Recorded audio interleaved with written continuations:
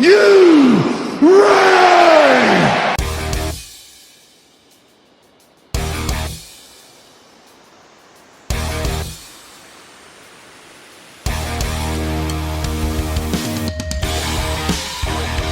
This is the D-Generation cliX podcast with your hosts. Who is Ravage? Ryan Ruffman. Ravage. Hand me that bottle cap. Miles Kane. Hand me that paperclip. Grab that twine. Gun wrapper. Daniel Schwab. We are Best friends. Asgard to Mouth. And Pete. 'Cause I'm just me.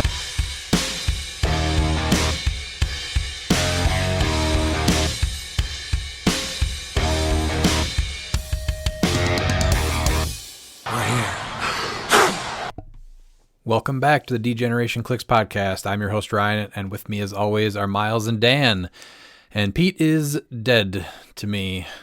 No, he has a work thing, so this podcast gig actually does not pay him. So he should be joining us later today. We will see. Miles, how have you been currently? Pretty good. A little disappointed that, with the whole entire state's fiasco, which I'm sure I might get into, but I'm booking my flight to Washington State, so go Silver. What format would you say is the best HeroClix format at the moment? The one where I actually have the most enjoyment and where I'm willing to travel is obviously Silver. Oh, agreed. Dan, what's been up with you? Just kind of busy juggling most of my personal life right now, but good things. Got to play some cliX on Monday, which was awesome. Always nice to play on Monday. I don't get down there as often as I'd like to sometimes, so yeah, and excited for Silver too. This is one I think I'll actually get to play in possibly too, depending on how many states we have, so that'll be nice. Would you say that Silver is also the best format currently going in HeroClix? Besides the monthly, yes. Okay. And joining us this week to give us some background on the latest update is Aaron Morgan. Aaron, how's it going? Going good, guys. How y'all been? Not bad. I'm going to guess that you agree with us that Silver is currently the best format in HeroClix. I mean, I obviously have to.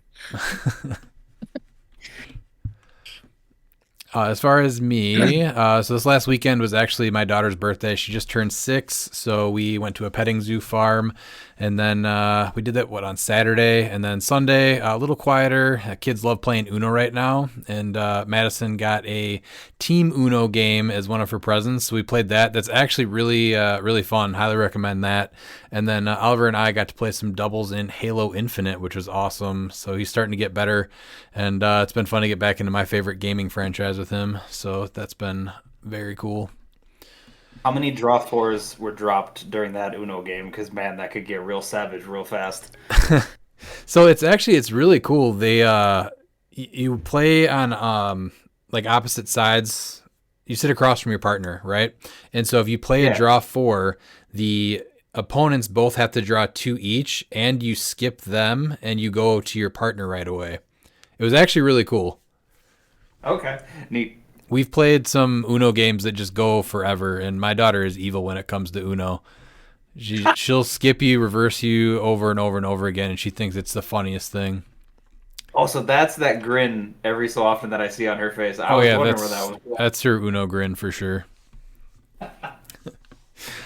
We do have a little bit of news. We'll be hosting one of the extremely super limited CCO Fall Festive Series events. Ours is going to be at Coliseum Games in Kenosha, Wisconsin on Saturday, November 29th. Registration is at 9:30 and dice roll at 10 a.m. So hope to see you guys out there. It'll come up real quick. Unlike me, if you're looking forward to the Bookwood Report, blame Pete for its absence this week. Nothing wrong with Silver. All right, let's get into the Post-Worlds Silver update. Last Friday was the long-awaited Silver update, and now that that's live, Aaron's here to give us the lowdown on that. Aaron, what do you want to open up with? Call me Lauren Michaels? What just happened? I don't even know. That's your new name. Your Uncle Lauren Michaels. All right. So, silver rules updates. We're gonna go through different sections just to hit it all clearly. We changed the way mission points work. That'll be the first thing we talk about. You cannot win a game with mission points, but you can gain them, which lets Rare Peacemaker actually function in the format now. And I'm sure a couple other characters get some neat bonuses from gaining mission points. We did update the unique aspect of the format. Standard terrain markers are no longer unique. You can play multiple water, multiple blocking, multiple hindering, whichever ones you want to use. Also, characters with real name varies.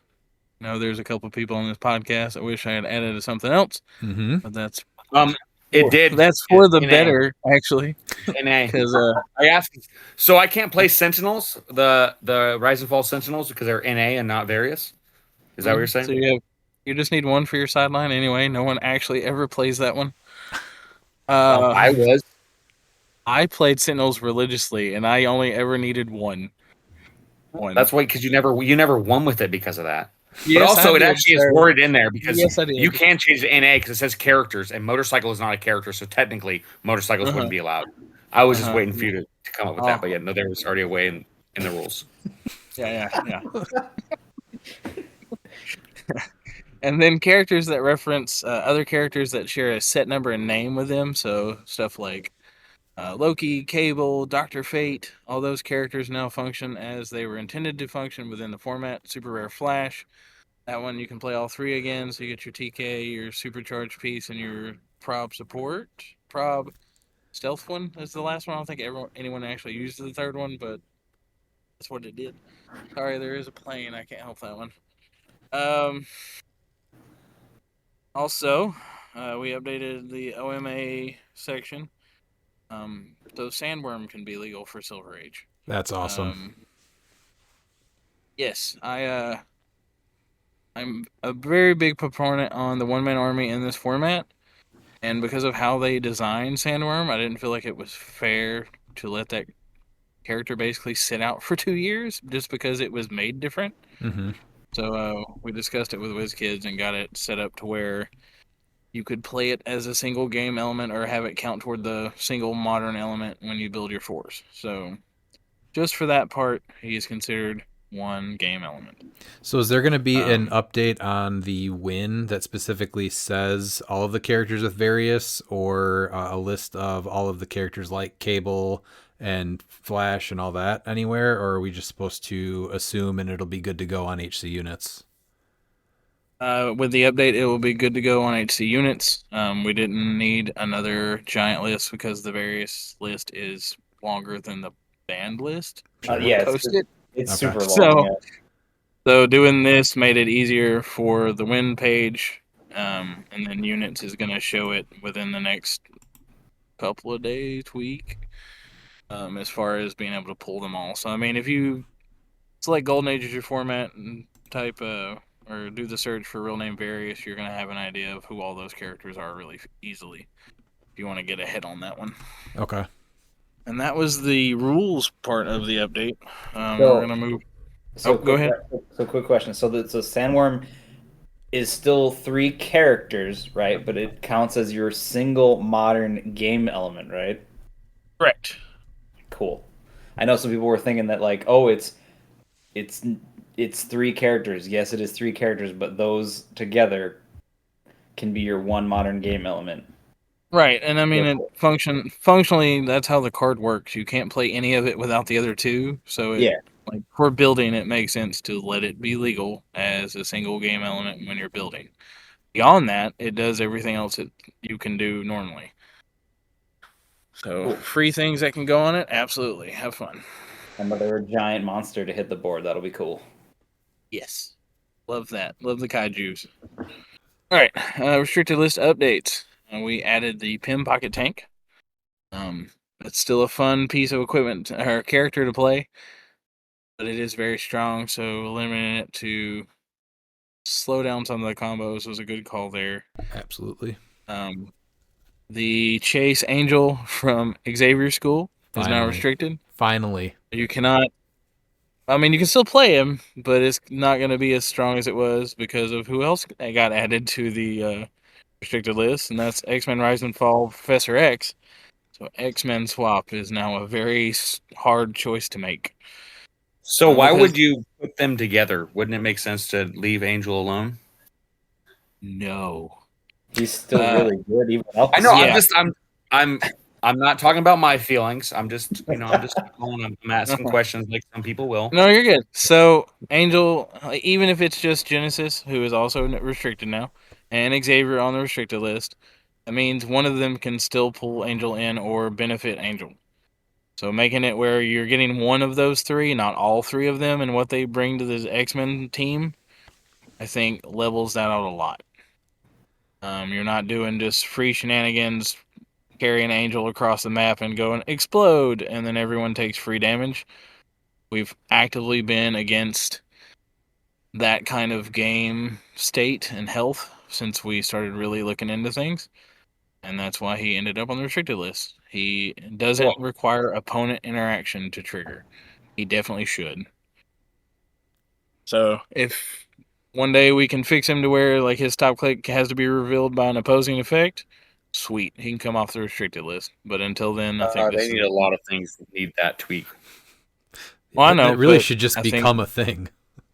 I feel like most Yeah. of those honestly Yeah, should just yeah. be a All thing. stop clicks should be from opposing effects. I Yep. agree. But that if they make that happen, that's a plus down the road, and Big we can pitfall. reassess from there. The big one everyone's excited about. Well, some people, not everybody, is Prime Spider-Man. Black Suit Spidey is free from the ban list, but he is restricted. Let's go. He is still extremely strong and potent in this format. He, especially with God Killer existing now, because heaven forbid we can't always keep the Necro Sword or the All Black away. Wait. No. Mjolnir. Why would I not take my second action token and then just pulse wave you afterward? I feel like that's way better. No, that's good, but guaranteeing you don't have rollouts is really good. Yeah, we've seen what he's been able to do with the All Black. Oh so. yeah. I just like Mjolnir for the hilarity of it. Like, all right, I flurried you, and now pulse wave. So How about Right. So I mean that's God a Killer trick, with Dan. Zenzi? I mean, that part. Yeah. Yeah, that's There you go. That's where I'm going with it. Again. Yeah, it's 5 more points than Mjolnir. Right. So there's that. I'm definitely going to be watching Prime Spider-Man. He is very, very potent, but I'm excited for people to get to play him again. I know a lot of people were excited that he came off the 10 ban list. Now the big ones in the room, the MOE are free, with the exception of King Killmonger and Iron Inquisitor, and their team up cards. Just to clarify that, they are both restricted. Their combos within the MOE and other things you can pair with them are very, very strong. So limiting the Mastermind and Iron Inquisitor shenanigans to not have access to Porter, Prime Spider-Man, all the other restricted items is very good. King Killmonger has been a staple in any format he's been played in, period. And Yep. I don't see that changing. He will still be played. He is worth every point he is. Excuse me. And I'm intrigued to see where the MOE go from here. Yeah, Killmonger is absolutely worth your restricted spot. You might lose Porters, but yeah, Killmonger is Oh, definitely worth Killmonger's amazing for 50 points. Like I'd totally play that over a Porter. So just so that everybody knows, what was the change to first turn immunity that allows the MOE to come back? It wasn't actually a change. It was everyone was wrong. So I had that discussion at Worlds with WizKids, the rules arbiter, and Brian Galley. Excuse me. And I walked them through that, and So they just went basically no. within earshot, yeah, they were like, "No, that's not how that works." And I was like, "Based on how it's worded, yes, it is." And that's why this mimic that just came out is immune, because it's still first turn. And everyone kind of stopped, and they corrected it right then, and it basically matches the way it's was ruled at Worlds. It's if you're not there at the beginning of the game, it's a burst. We don't use that word in the game anymore, but that's what it technically is. It checks to see if you're there. If you're not there, you don't get first turn immunity. Okay. So Beetlejuice coming in on turn 1, fair game. So Anything, it's the same thing as like the beginning of turn effects. Like if you're not there at the beginning of the turn, you just don't get it. There's no trigger that Correct. Oh, okay. Yeah, yeah. That's the easiest way for me to understand that if you're not there for beginning a game, you just don't have it. Right, and so it's the same idea. Beginning of the game, you don't get those things. So if you like, what is it, the Batman Masters of Time Batman swap? Yep. They all happen at the beginning of the turn, so they're not gonna break the thing everyone thought you could do. MOE is a free action, so once you leave your starting area and you swap, I can shoot whatever is on the map. If you go back to your starting area after you've done something, that's absolutely fine. As long as you're completely in your starting area. So on a small map, the entire back row. Obviously, the 2x2s and bigger figures just need to be touching that back row with part of their base, like always. And if you're playing on a Silver Age map, you actually have to be completely within the purple to keep first turn immunity. There will be some updates down the road to the comp that will clarify all that as well. Do we have an estimated date on when that might be for the comp? I do not. Okay. I do not, but I was curious about that too because I keep hearing there's like they've mentioned this like massive comp update that's coming, and I'm like, I want to see it, but I haven't seen it yet. yeah, it's still in progress to my knowledge. It's going to be The a link big one. says we'll go public January 1st, 2099. Yeah, but no, it's they're doing a lot to clean up things that need to be cleaned up. I've got to send them some Silver Age stuff actually, so some verbiage is also cleaned up where it's all uniform. I know that was a discussion we had at Worlds. Those type of things they are looking at, and I'm involved on my end to make sure we're universal going forward on a lot of things, which is what we've always strived to be for this format. I don't want to be outlier format that has different rules than the actual game we're playing with. Mm-hmm. So everything I do will go the proper channels, make sure it's the right answer, the right play. So before we move on, if you are playing the MOE and you do a free action to swap, does that swap piece get first turn immunity? Nope, you can shoot it if it's not in its starting. Okay. Yeah, if it's not in its starting area, that's what I was getting at. If they do it on the back row, they're fine. If they do it, even though they weren't there to get the first turn immunity. So yeah, the character never left its starting area. You're still within the starting area. That's part of what FTI is looking for. Okay. You go out in the middle of the map and free swap, you're dead. Okay. And you just gave us 50 like bringing out Mimic on turn 1 because you think you're being cute is a bad idea now. For a lot of reasons, but it definitely can be attacked. Beetlejuice is the same way. If you turn 1 Juice and I can make a ranged attack to get him and he dies, he's definitely dead. And you deserve it. Getting to absorb it. Yeah. So, but I mean, he's not in silver, so we don't worry about that. Yep, that's why it's the best. And then also the team up cards. Is there a chance that the team up card could come off the bench list or the temporary list? No, restricted list. It's the restricted list. You don't even know where we are, Ryan. Where's your prep? I even sent you a document. What's happening today? Looked. No, the first turn immunity rule. I don't think that they would have first turn immunity if you swap them turn 1. From the wording of it. Yeah, because it still says as long as they're in their starting area by the end of the first turn. It says characters after the beginning of the game phase. Characters have the immune key phrase. So if it's a burst you're saying, that means that they don't have first turn immunity. Right, that's what it was sounding even like. In first, yeah. Okay. Yeah, because it's for that. It says the characters have the immune key phrase unless they are not occupying a square in their starting area. If multi-base, at least once must be in their starting area, or the squares they started the game on. Right, so if they're in their starting area, they're fine. Well, no, because it should be or the squares they started the game on. So I don't think that. Well, if they swap, that's where they started the game. The question is the burst, though. But they're not there for the burst, and that's what my question is. Yeah, because it just says characters have the immune key phrase, so it'll be only characters for that beginning of the game. So I think that's fine. No swap. If swap Oh, on turn when one, looks like they lose first turn When this immunity. goes live, I'll make sure to post a comment on it so we can Yeah. discuss it there. But yeah, That's important to know, especially if It with is. states and all these events coming in.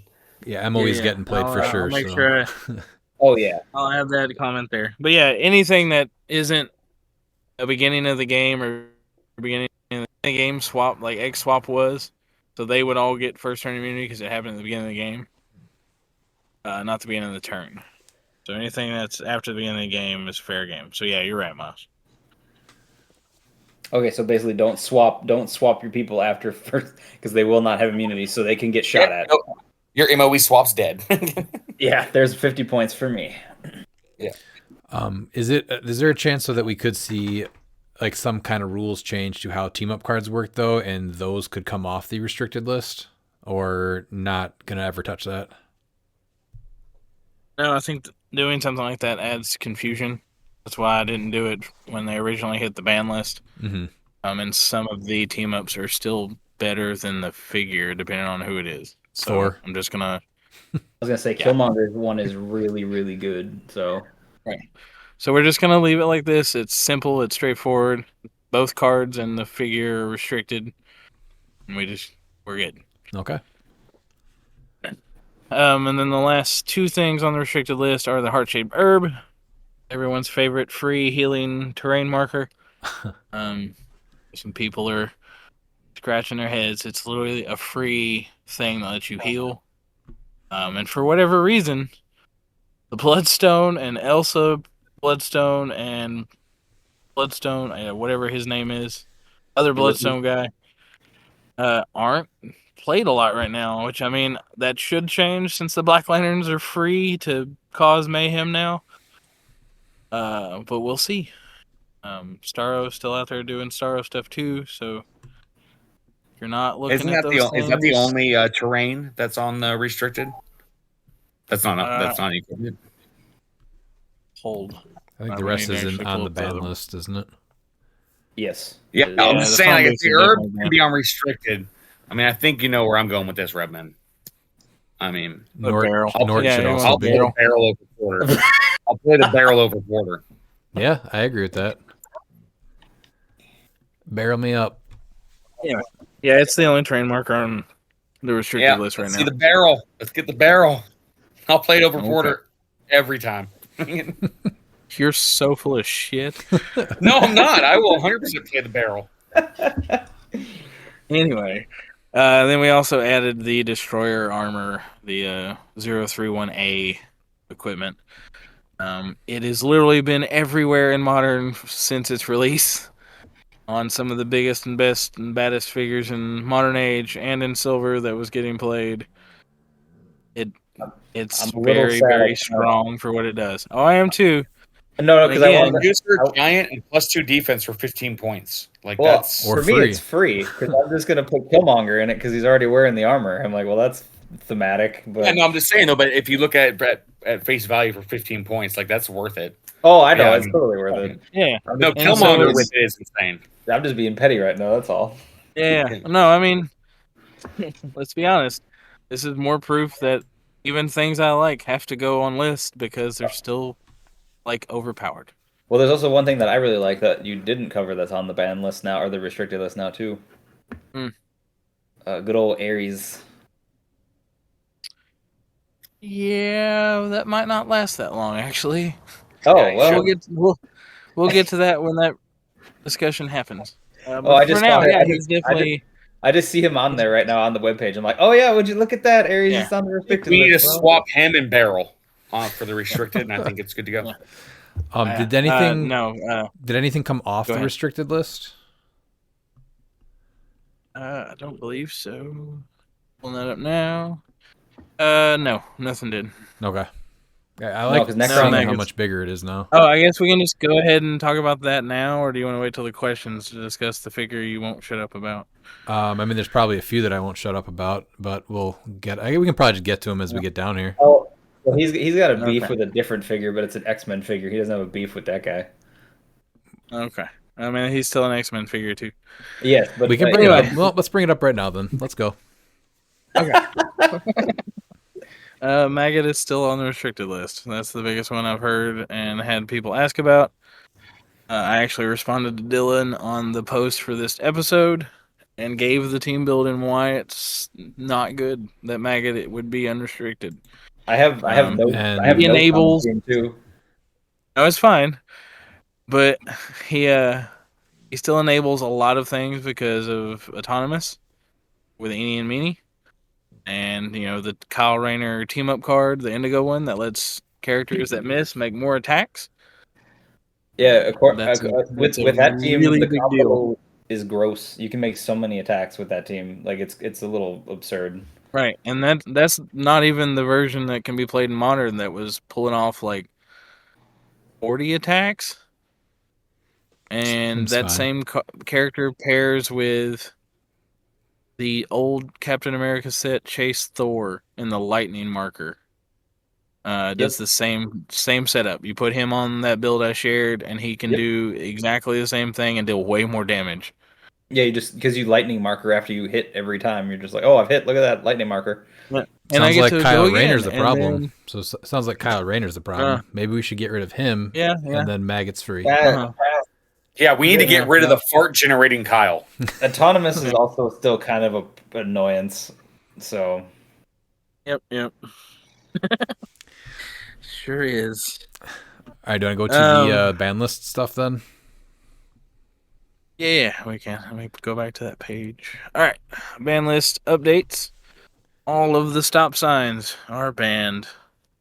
They moved from the temp ban list to the fully banned list solely because even WizKids agrees that was a very bad design choice. No, it was not. Look at what happened. No, it was not. We need things like that. No, we don't. No, not I for free. remember, no, I not remember, for free. I remember that 2 years ago during Worlds. That was so frustrating with the multiple stop signs. Can you imagine the Kyle Rayner that pops out all the different constructs, popping out the all one of that the needs to stop get signs at banned? once? The one that sounds like needs to get banned? Yeah. That's not even the one. That's what you have. Oh, you're gonna take a power action to generate 7 or 6 stop signs? Yeah, that's fine. Oh, that one. Or 9 7 stop signs. I can make sure you can't get anywhere near my team. Ever. Anywhere. Sounds really healthy. There's plenty of improved targeting blocking.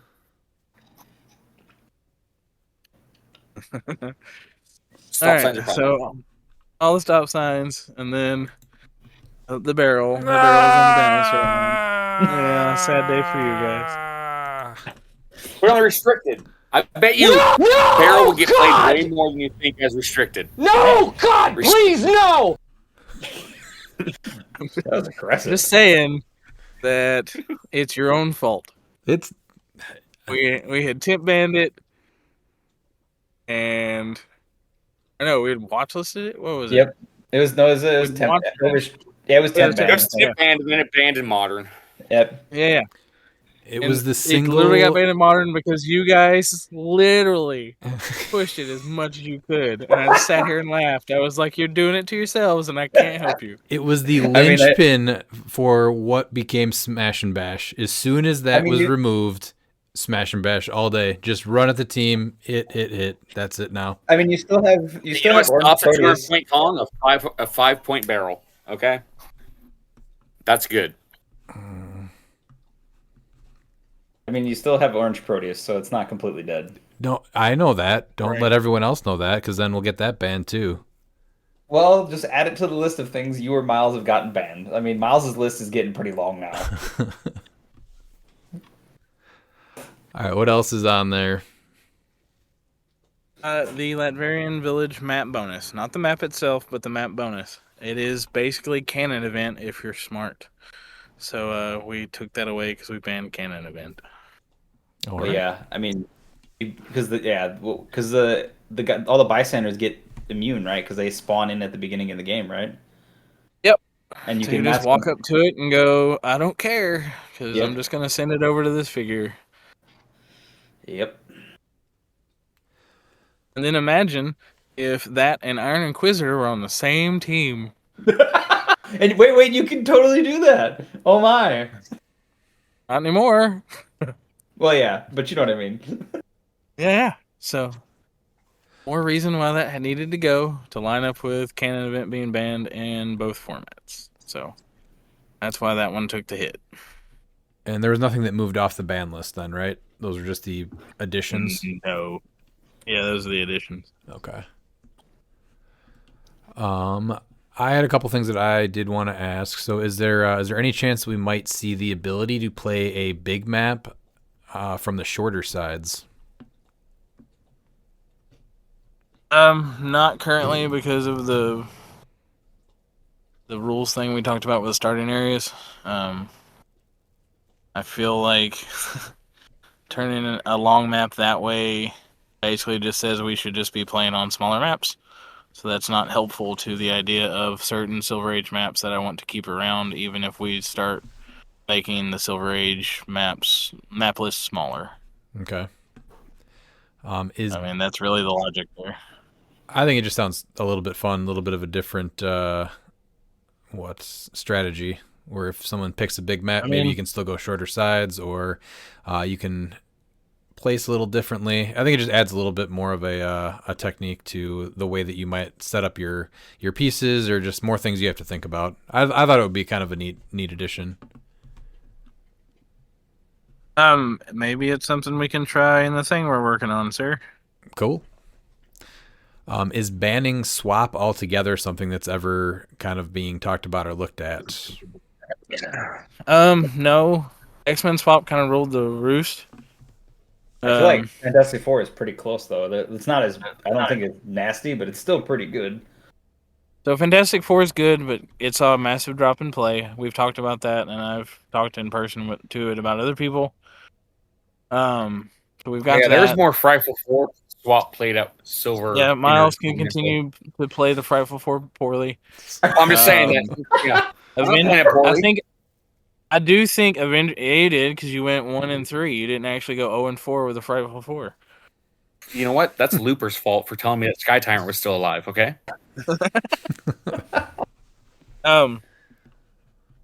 We've got that. I think Avengers Swamp is about to get really strong overall, just because of the Cap's Kooky Quartet. So I'm looking at them. I think Brotherhood has a place now. That'll be the first time I think Swap Magneto has ever been looked at, really. But it is a thing. Syndicate Swap. I was going to say Syndicate really, Swap. Didn't somebody try to do the same thing where they subverted the modern to silver point scheme? A few players did, yeah. Okay. I just couldn't remember. I heard that come up, and I wasn't sure if that was a thing or not. Yeah, and that's really what I'm looking at. I want to see what rises up now that X-Men have kind of been forced to take a break. I mean, they're still playable if you really want to, but they're not going to be what they were. Right. So well, I'm curious. I'm curious to see what Swap Tech steps up. Okay. Well, it's not that X-Men issue where you had Sky Tyrant and Sakari and Iron Man on the X-Men for some reason. Right. Yeah. So now it'll be actual X-Men instead of Genesis's X-Men. So, I'm not looking at getting rid of Swap as a whole. That's kind of why I leaned into making sure the first turn immunity thing got addressed, so we could let figures be played.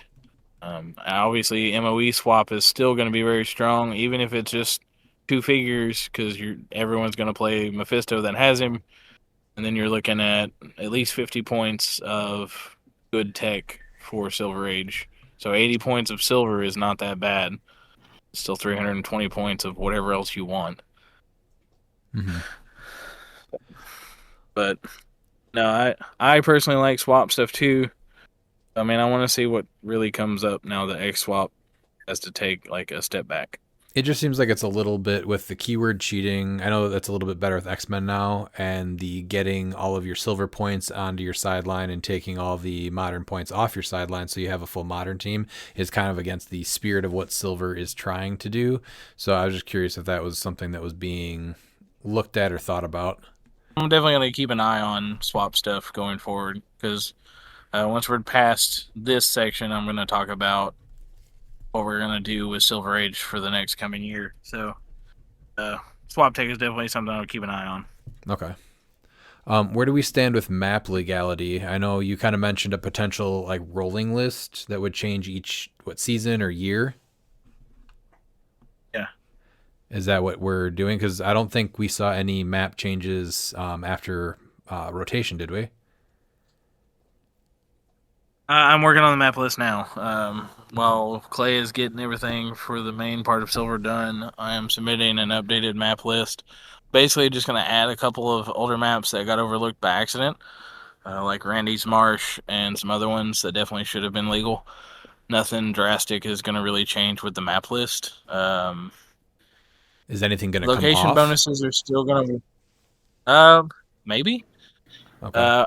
Just because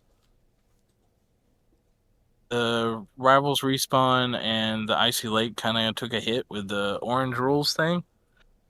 I might just remove them to avoid any confusion with the location bonuses still being playable, but those not. I think that might be a smart play. Okay. But that's a discussion I have to have with WizKids before I can really say anything concrete there. Right. But I'm basically just gonna add maybe 10 maps, maybe right now, and then adjust some off that if WizKids says we can take them off for whatever reason, then do it. But Gotcha. I'm adamant about keeping certain big maps alive in Silver Age, even if we potentially did rotation down the road. Location bonuses, the WizKids neoprene maps, Mm-hmm. those kind of things are what make this format fun and having access to them. So I Yeah, want to keep them I as love long some as of I the can. locations. Yep. We need the red mines back, by the way. Yeah, I was waiting on that. That was not. I love it. That's one of my favorite maps. That thing looks beautiful. Why didn't Animal Man make it on the restricted list? While he's very good and gonna see play, I don't have the data. Like, I want to see what he does. Even with him just being the substitute for the cloak on Everything. Oh, the Sacking. cloak. Yeah, the cloak Well, is like the cloak's useless on the restricted now with Ammo Man. well, no, that was my thought. Was it literally just took the place of the cloak for Sakari, and I was like, oh well, Yeah. it's 10 points, but you get other powers now. Yeah, it's so much worse than the Right. cloak was. But in Silver, there are still things that go. I dare you to pick a power. That is true. There are Yeah. some things where, yeah, and those are pretty good too in Silver. So yeah, I'll give you that. Right. So it's definitely like there are some answers to Animal Man currently in Silver, and maybe it's going to be one of 99 those. cents. Right. Maybe it's going to be one of those things like Butterfly and Griever was for Darkseid. Maybe there's going to be something that becomes a thing to stop Animal Man and his pick of powers. So I'm going to let that one shake out. It's a brand new champ fig. I want to let it actually get used. And then, like I said, I'm about to discuss something overall that might ease your mind on that type of stuff too. Okay. And then the last thing I had was, is there going to be stuff going like on and off any of the lists throughout the year or watch lists after events? Is that something that we could expect like before maybe Rock Cup or H for H, anything like that? Or even after Rock Cup, like you have another tournament with full data, and then are you going to go, hey, here's some of the stuff that might be a bit of an issue now. It needs to be addressed, type of thing. So, you beat me to it. Okay. We're gonna do quarterly updates for Silver Age. Oh, nice. No more waiting a year to address certain things. It's gonna feel like I wanted it to, which has been a big thing I've tried to push the whole time. That's why I even did what I did with the Luther build and just kind of made the call and then told WizKids I'm sorry because I want to keep that format as healthy as I can, Right. like throughout. So them standing behind me for that is a great thing.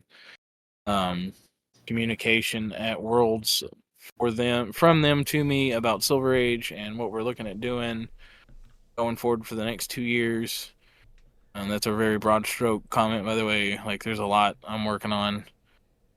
But they're on board with Silver Age being here, sticking around, and like supporting it. So I am all for that. So definitely quarterly updates. I try to basically keep it in line with like the Rock Winning maps and how he puts out maps. That'll be the quarters. I think that's the smartest way to do it. Yeah, that makes Get a sense. new Winning map. Then, all right, time to address stuff. This is why I'm picking this time frame. And here are the issues. Here are the things we need to look at. I am trying to address Ares currently because of all the issues he does with the figures and equipment. Ban him.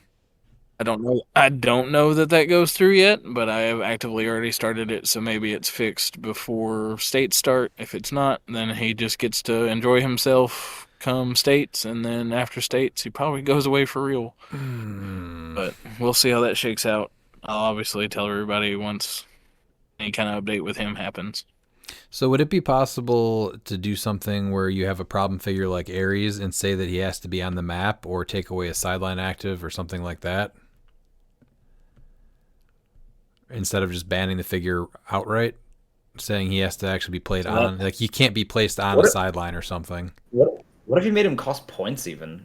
Like at least So I think they're working towards stuff like that in the future. As far as like sideline costing points, look at the one shots and other things that are happening right now. Mm-hmm. Yeah. Like Animal Man is pretty straightforward. You're gonna pay the 10 points unless you're Animal Man. Yep. Or So the new gods. You don't get it unless you have a keyword. Like that's it. Otherwise, you don't get them.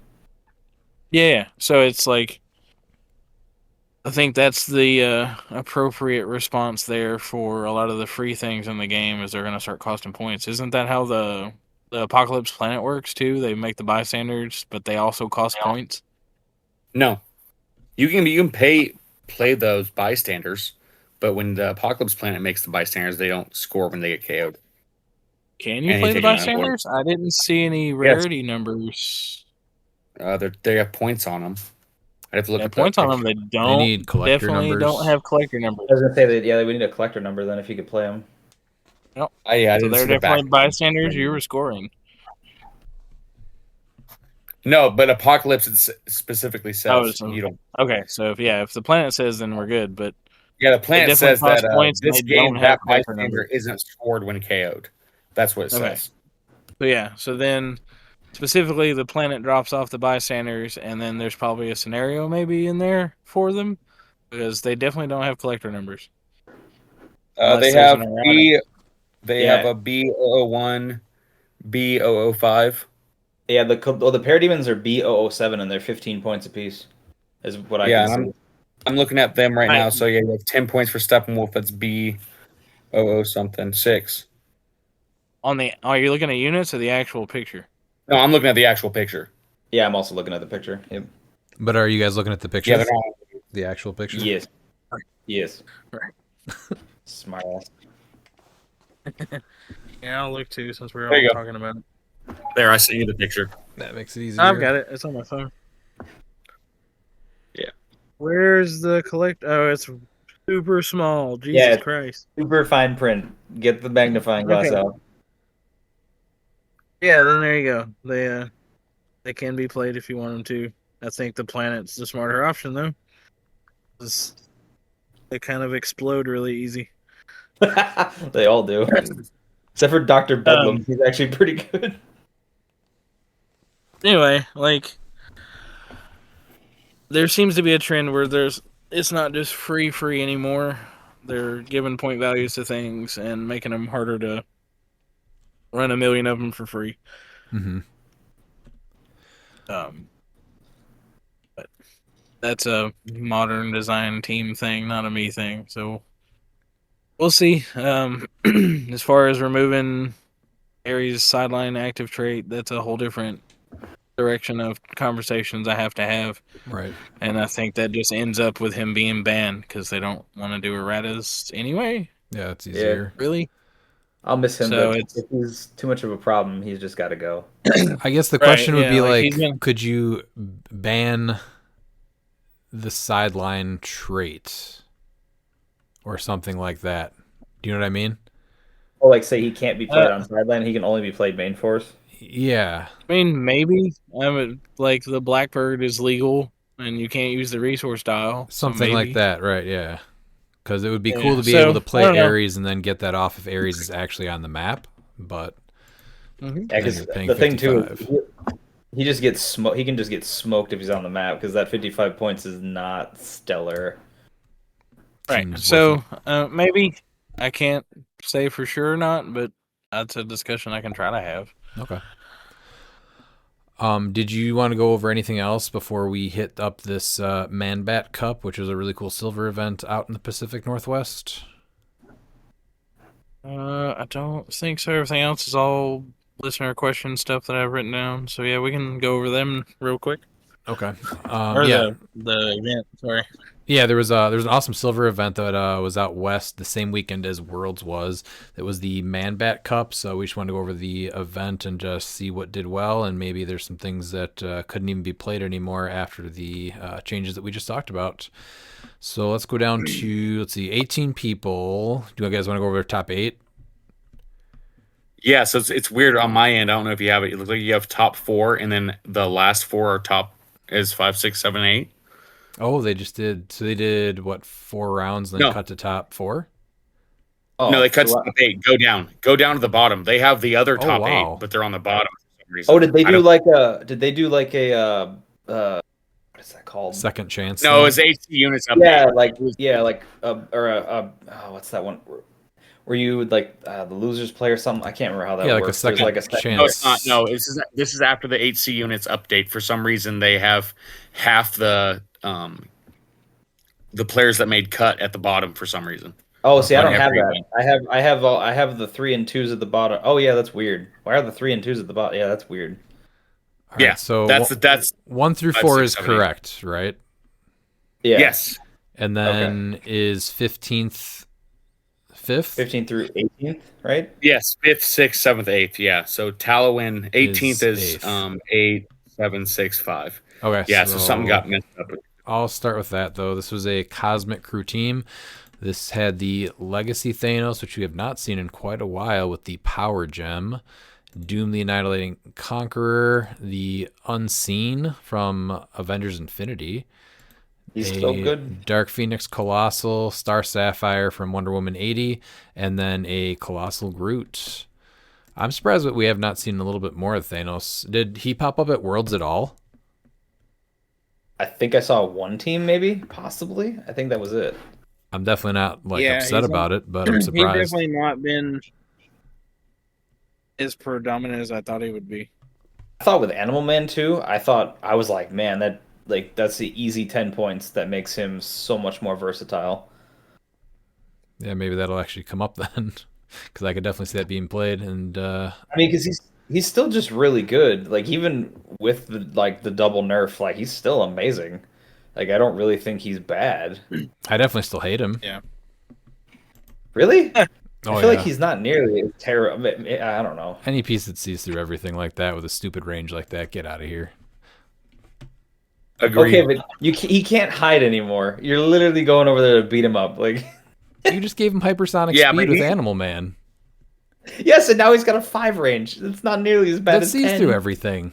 Get out of here. All right, we can It's move only on. for the mind We can move control. on. He only sees. He does not see through it with hypersonic speed. Yeah, Oh, it's he only doesn't? the mind control. No, it's only No, the mind he only control. gets it from mind control. Yeah, come on, we've been through this. Oh, okay. I mean, I just Now who's don't got want PTSD? me with this piece. I hate this piece so much. Man, the California grape has just like bent you over so many California times. raisin. I hate looking at this guy so Sorry, much. yeah, I played against him more when he was way, way worse, and so I've Yeah, just no, hated him ever since. So you can make him, honestly, you could make him 300 points, and he's -3 to all his combat values. I still hate him. Still hate him. Because he was the big bad, like right as I joined, right as I got back into cliX. It was like 2 months after I started playing competitive. So many people were And, playing him. He was everywhere. well, yeah, I mean, Yeah. he was easy, so. Yeah. All right, Alec or Miles, do you want to go next, or you want me to go next? Yeah, I'll take over. So yeah, in seventh we have Alex Farrow. with Justice League Legion. Ooh. World's Finest at 175 with the utility belt. Prime John Stewart at full with the Ultraviolet Lantern ring. White Lantern Superman with the White Lantern ring, and black shirt with the black shirt porter with the Sinestro ring. I'm assuming they played the team up, or did they not? Well, that's the neat part. You get to pick whenever you want, and it doesn't go on your build list anymore with the update. No, I know it. Well, there is an alternate card section. I just don't see it listed on here, so that's why I'm confused. I don't think it but shows yeah. up on build sheets. I think it only shows up when you're building, kind of like the okay. scratch space. Gotcha. Yeah. And then you had what the JLUs. Ooh, that's an interesting one. Superman, the rare. That's such a good call in for the. Oh my gosh, him coming out on that last click. Oof. When he heals 2, so he's going to be going to that first stop click. Yep, so he's a 13 for 4, and just 2 more stop clicks. That's cool. really great, actually. And he's got 4 mystery cards: Foul Play in Funland, Murder in the City Enduring, Stakeout, and Superhero Summer Camp. Alex is an amazing player, so it's awesome to see him, make cut with. Dope. Yeah, I like that Superman call-in. I mean, World's Finest at full is nothing to be scoffed at, as we know. So. Yeah. It's cool to see him at full because usually people are playing him either low, only low, right? Only low, yeah. In modern, Silver State last year. It was the year before last. I know there's a few people that were playing him at full, and he was just running roughshod. Was he? Since everything's pretty lower points. Okay, I thought that. I thought only 2 people played him, and one did really well and one did not. But I could be thinking of something. Those are else. 2 main ones. No, there's a few. Yeah, there's still a few people. Okay. Yeah, this is a pretty neat Justice League though team. I like seeing stuff like this where I'm not a huge Justice League fan, but when you can take a bunch of pieces like this and make them work together and have some neat sideline synergy. Oh yeah, that's cool. Yeah. All right, so next is Jason Kripe with Scientist Squad, which he actually played. I want to say congratulations. This is his first cut. Oh, nice. Yep, this is our Bookwood. This is Jason Bookwood. He played God Emperor Doom at 200 points, which is very cool. I love this figure. He's super unique. So he played him with the Destroyer armor, which, I mean, I'm never going to complain about that. He also played the the Collector's Trove Doom. I thought it was the shifting one, but no, with Avatar of Animal Man, and then the Chase Tony Stark, and then a Scott Porter, the Black Shirt Porter. So then he's a scientist theme, which I think becomes Stark Industries, right? Yeah. And honestly, that's pretty gnarly for Emperor Doom because he's already pretty tanky, and just Tony making him even harder to deal with and giving him support feels pretty cool. And then he had Fortify, Resolve of the Green, Animal Man, Mimic, and War Machine on the sideline. So that's pretty cool. I mean, Emperor Doom's neat. He's really War Machine good. gets so much better because it's a character with Stark Industries keyword, and now everyone has Stark Industries. Has it. Yeah. Yeah. That's good. Including the Doom bots. So. Oh yeah, that's even that. So you get them in just. Oh, never mind. You can't because it's after resolutions and they're already KO'd. Never mind. Oh yeah. Still. So I love God Emperor Doom, but his point values are always just crazy. Is Destroyer armor really the only way you can play him and get away with it? I've never seen him do well. I honestly think you can do other stuff with him. I mean, Destroyer armor is just like that's easy, right? But I think there's a couple things you can do with him.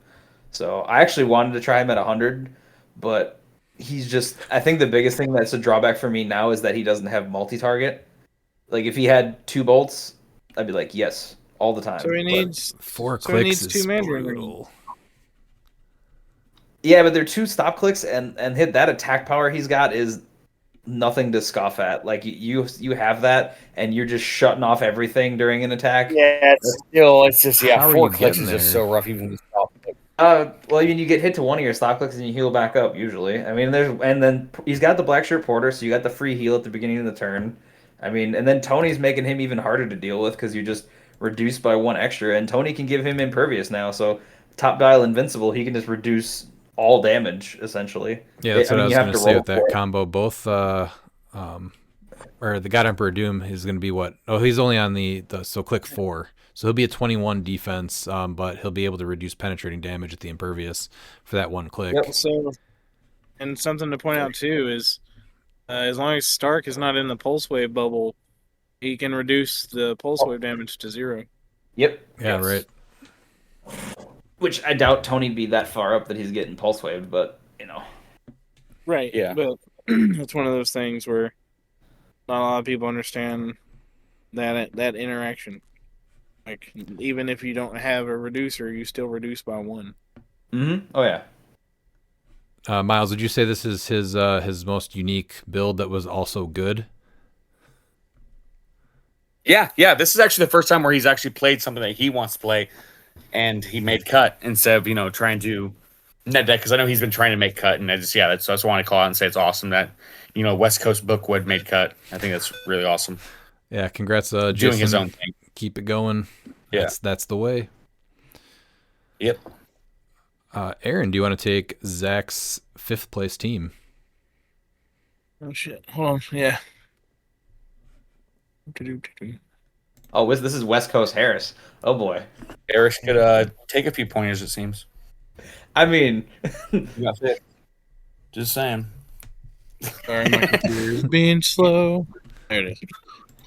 Dude, the amount of times that I've had to go up against Harris in top cut at different events is kind of crazy. Yeah. I mean, that just shows you something, right? You're like, man, I don't want to fight you again. It's happened quite a few times. All right, wait. Who were you looking at? What number? You got to go. This is what we were talking about. It's really weird. You have to go down to 15th place. That's technically 5th place. I guess the update messed some stuff up. All right, Zach Whittlesey. You got it. Yep. All right, Detective Armor. I was like, there's not a name there. All right. Martian Manhunter. Ooh, nice. The team up. Batman team up Martian Manhunter with the Tesseract attached. Sherlock Holmes. Daphne with a power gem. What? What is happening? Daphne is insane. Daphne is insane. I will really she was slapping people out of the pyramid the other day at our 12 Halloween for event. 5. I was like, what is happening? Fred, BTU Fred, Scooby-Doo, Shaggy. Oh, this is like Mr. Ink plus friends.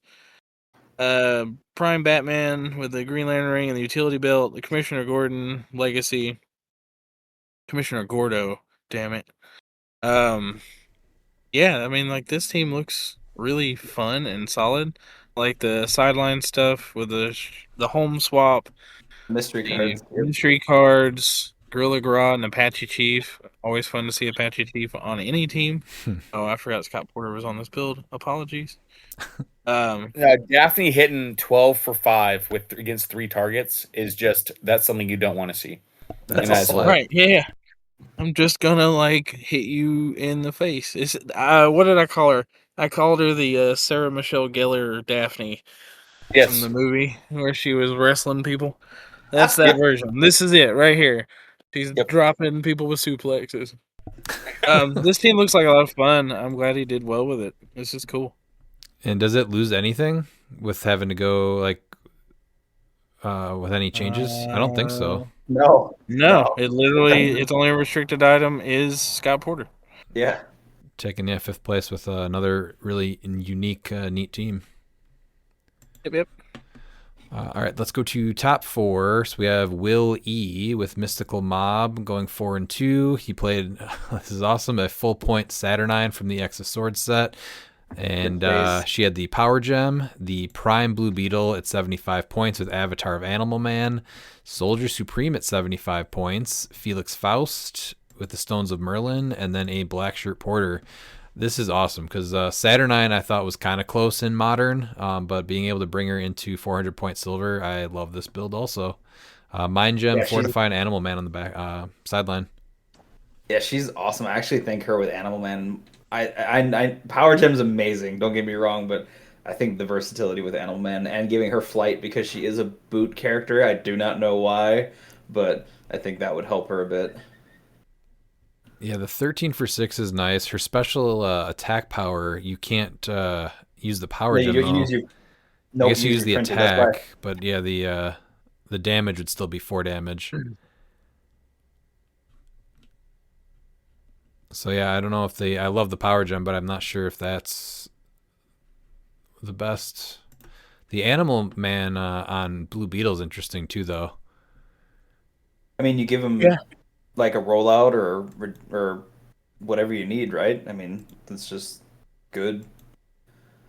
Yeah, like I to know mean, what him getting invincible, or any of the other stuff from Animal Man seems like a really good play. So now he's got invincible, he's got impervious, he's got reflexes, regen, and then super senses when he doesn't have it already on his dial. Like, I Yep. think that's a pretty solid combo there.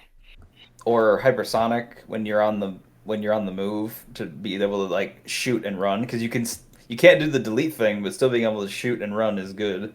So Yeah, for sure. There's a couple of things that are a little different, but he obviously took fourth, so really cool with this one. The Soldier Supreme, awesome seeing him. This guy is a piece that I think all of us around here have grown to respect quite a bit.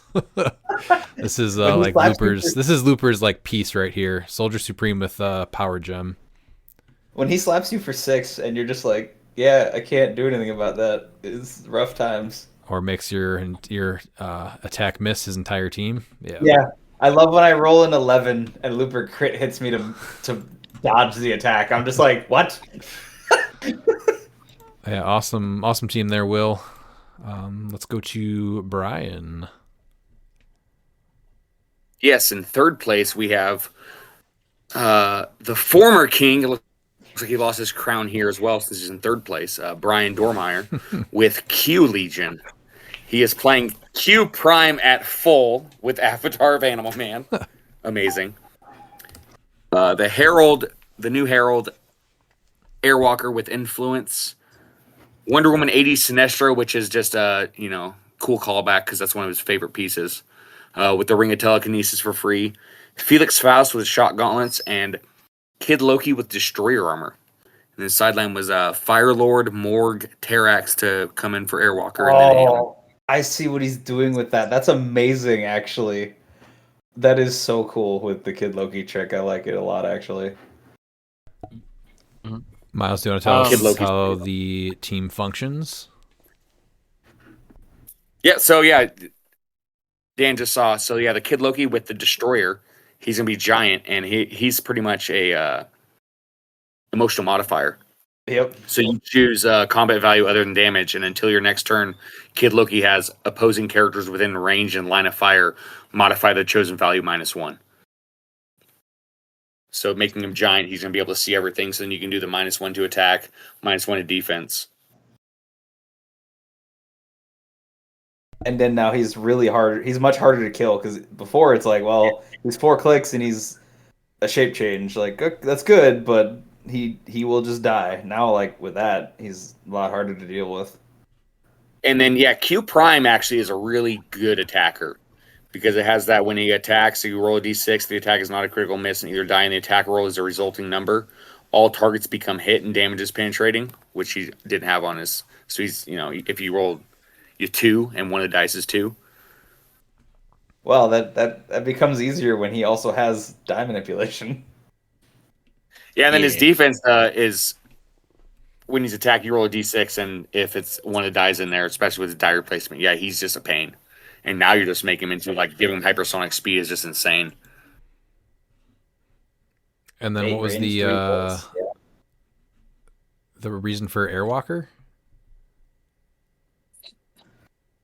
Airwalker's mainly there. I think that he's liked it the way Airwalker did. I mean, you're shutting off willpower and cosmic energy, which is huge within range. Bringing in more. Faust has the 8 range outwit on that. Then once you do that, Yep.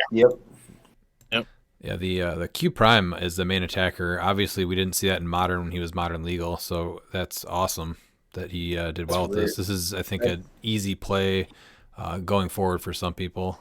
I know Pete would want to do this. Oh yeah. I know he likes Q, And and so- because it's Brian's build, and he can't He get might off steal the builds.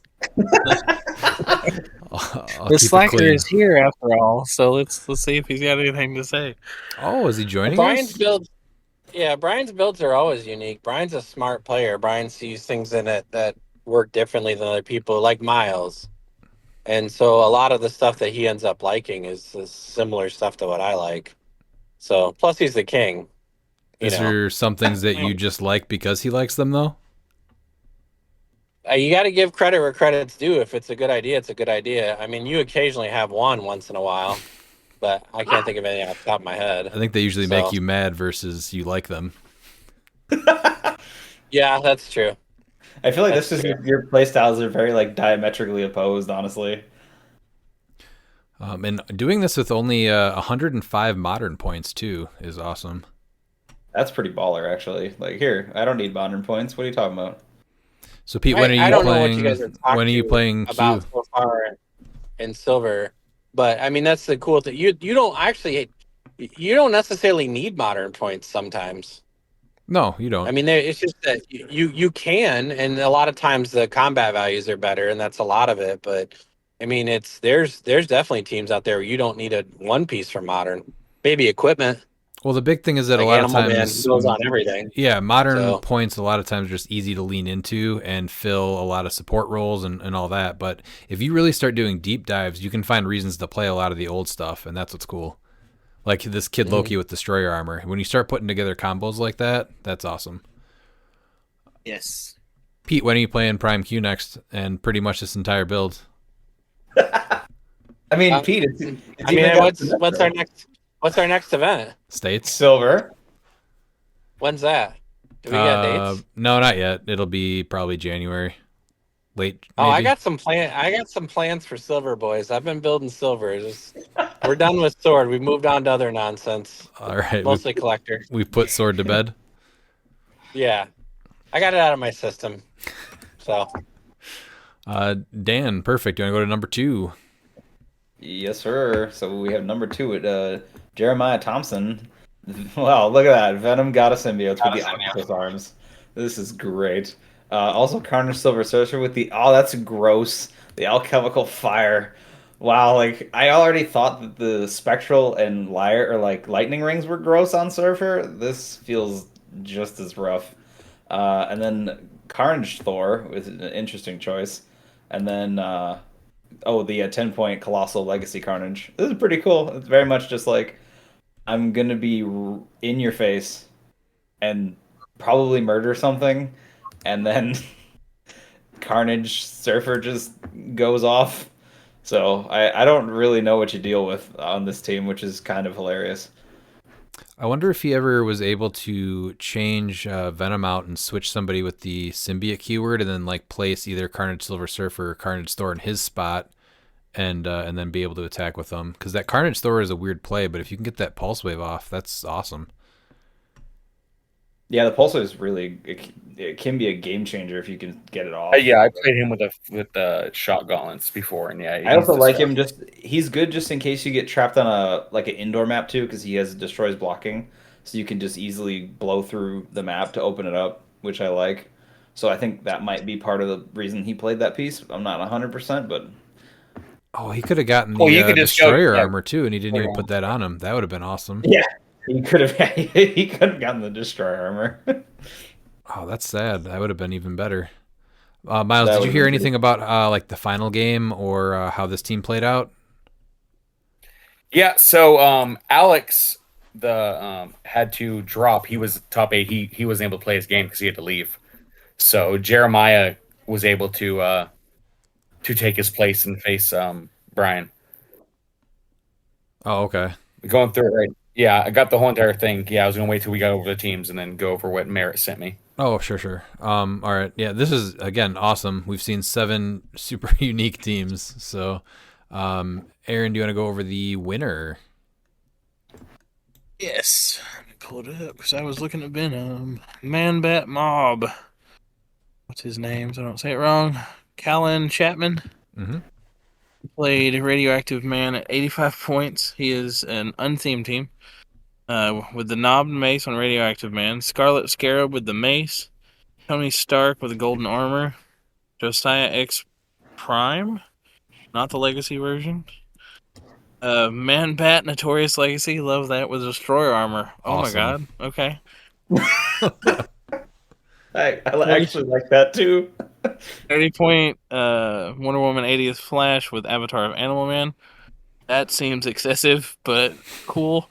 And Scott Porter with the Sinestro Core ring. What would you even give that Flash that he, I guess, invincible? What? And You don't like impermeable? you don't like CCE? Here's more damage. Now you're 12 for 4. Go. 13 for 4. Sorry, 13 for 4. My bad. Yep. Yeah, and then Right, you choose. but if you're doing that, you just give him the Power Gem and he's a 13 for 5. I don't know. It's got to be like Exploit? a mixture of what you need. Battle Fury? So- Yeah. Oh. Yeah, like that I like. Giving him the access to powers that can help him still make some of his attacks is solid. I was also thinking just invincible, so you don't one shot him. I know he's only 2 clicks, so it's like invincible might let him live. Yeah, no, I Say, agree with you. I'm Invincible. Josiah X and Radioactive Man won the event.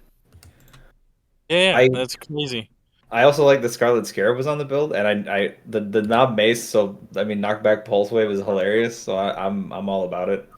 So what is radioactive, Man Matt? Bat I think it's honestly worth breaking down this entire team. So, what is radioactive man doing with the knobbed mace? The knob mace, I think, drops your stats when he hits you, right? Yeah, when he hits. So when this character hits with an opposing character with a close attack, modify the hit character's attack -2 until your next turn. And then radioactive man has a trait where opposing characters within 3 squares modify damage -1 when making close attacks. So he could potentially your -2 attack and then -1 damage. He can do -3 attack because he has that opposing characters that can use energy explosion or quake modify attack -2 when attacking radioactive man. Yeah. Yeah, so he was able to get a TK or a sidestep and then just wail on people with this knobbed mace. Apparently. gotta be, yeah. That's Yeah, crazy. That's crazy. It is. Way That to is go, guy. Awesome, yeah. Scarlet Scarab. I know, Dan, you've tried to make this girl work quite a few times. She was modern though when this event happened. Yes, she was still modern points. Yeah.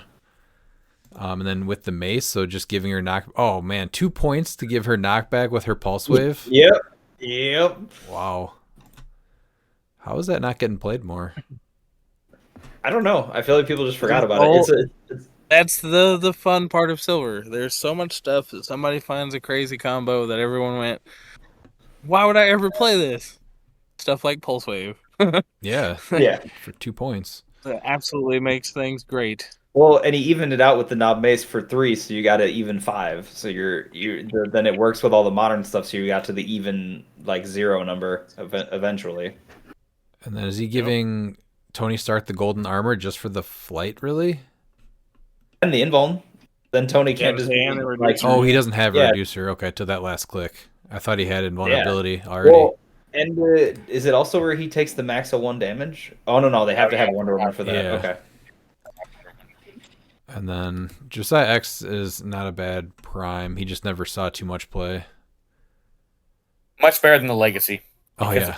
Yeah, I was gonna say. Oh yeah, because they all have, because it's what, scientist, soldier, or warrior. Radioactive Yes, man has everyone scientist. does share a keyword with them. They're Yeah. either scientist or soldier. Yeah, they do. Yeah, that's right. They all share a keyword. Yeah, so Man-Bat can reduce pen damage with the destroyer armor. He's That's reducing by wild. 3. Yeah, I Yeah. know. That's just bonkers. Holy crap! All right. Got Man-Bat to work, yeah, with Destroyer Armor, and then obviously Flash is good at the Animal Man we just talked about, and then White Shirt Porter with Sinestro Core. I mean, how fitting is it that Man-Bat won the Man-Bat Cup? That's pretty amazing. And the Yeah. only thing that really would have to change is that you couldn't play Destroyer Armor in the White Shirt Porter. Is that it? Yeah, Yeah. you have to Yep. pick one. Yep. Yeah, not much change, I I think- don't think, from the update. And I think this team, you stick with Destroyer. Honestly. Yeah, for sure. Because you could play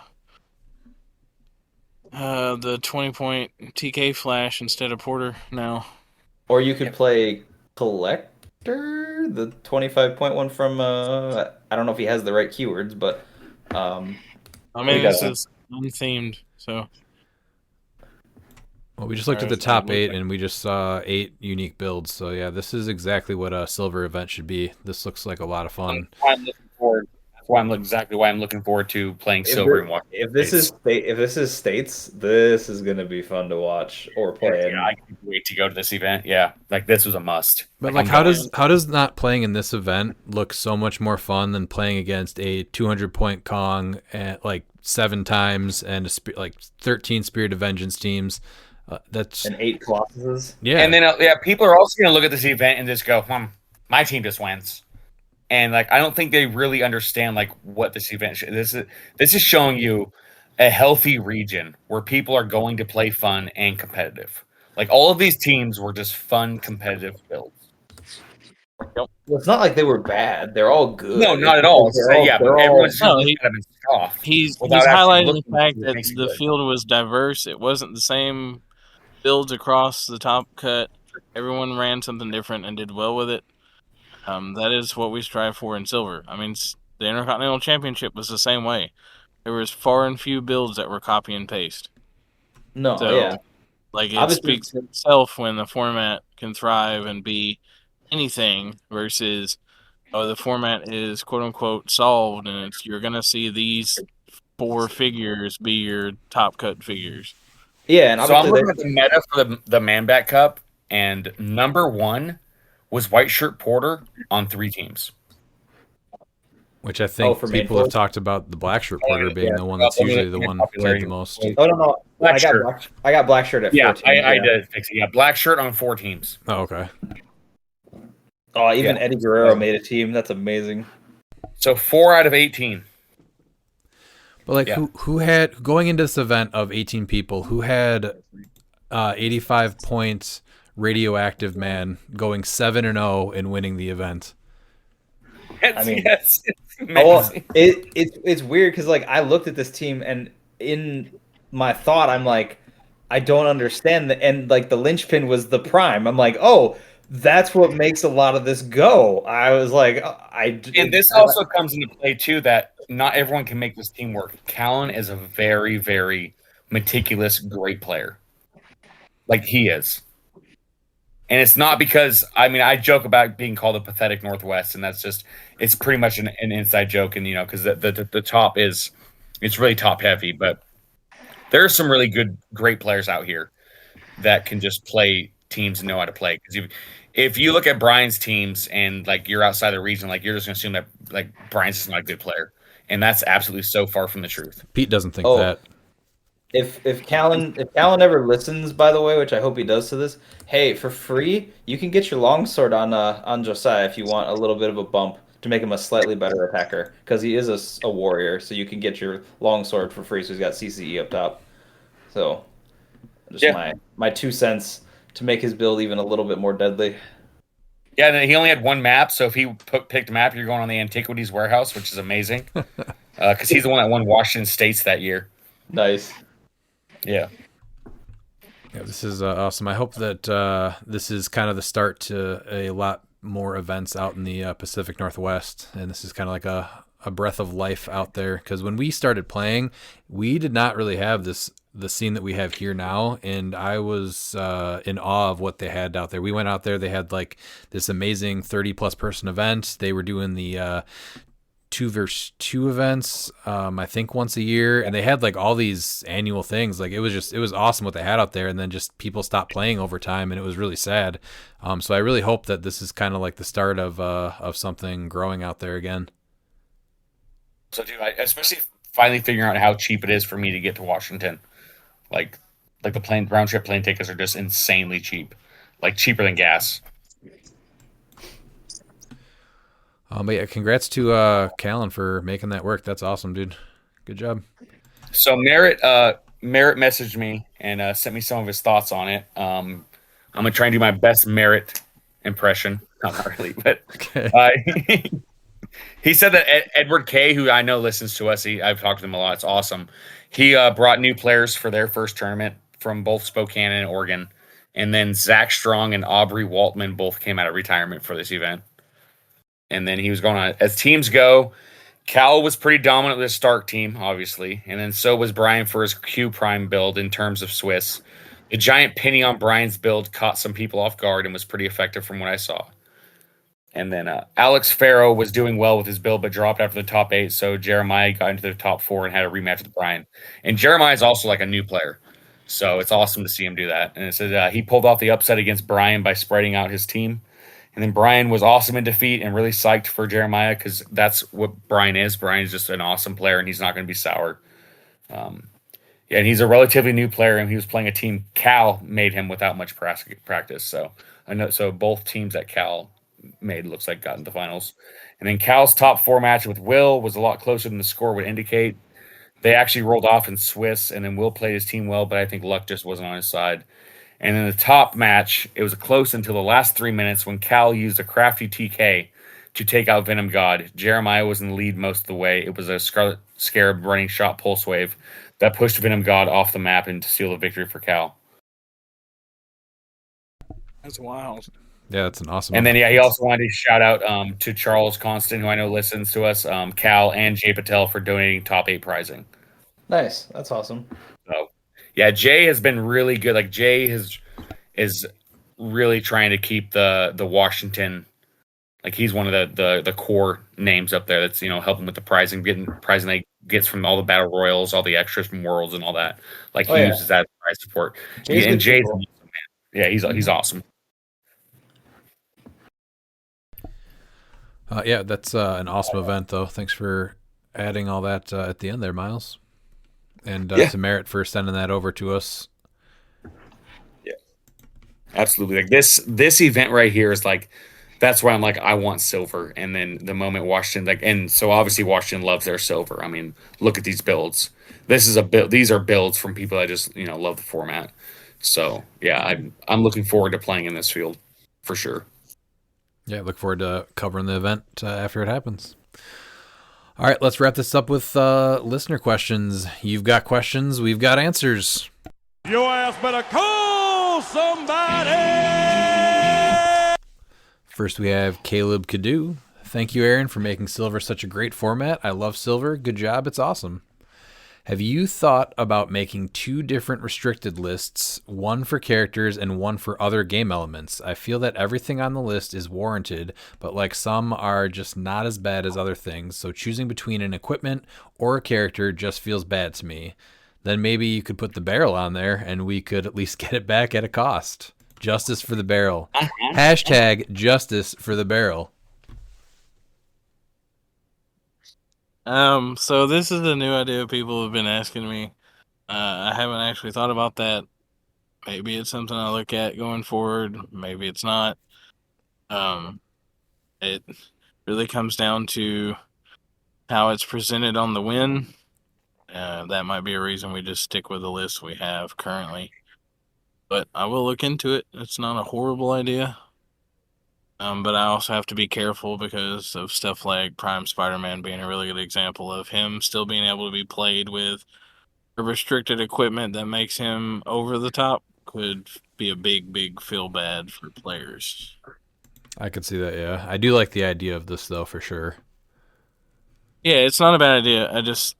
It's a different level of the list because of what I just said. Like, if one of them combos well with another restricted person, then it's not, the lists don't really function like they're intended to. Right now, it's also really clean. I think that it's still probably doable, right? You just have restricted character and a restricted other game element, but it just adds a little bit more complexity. And then, like you were saying, the mixing and matching could be a little harder to combat in the beginning. Yeah, fair. Number 2, have you looked at banning the Ancient Labyrinth? That map is a problem. It's on all my teams right now. If done correctly, you can just make it so that it takes like 2 actions to even get out and get your opponent. But also, if the proper side picked your team, can have.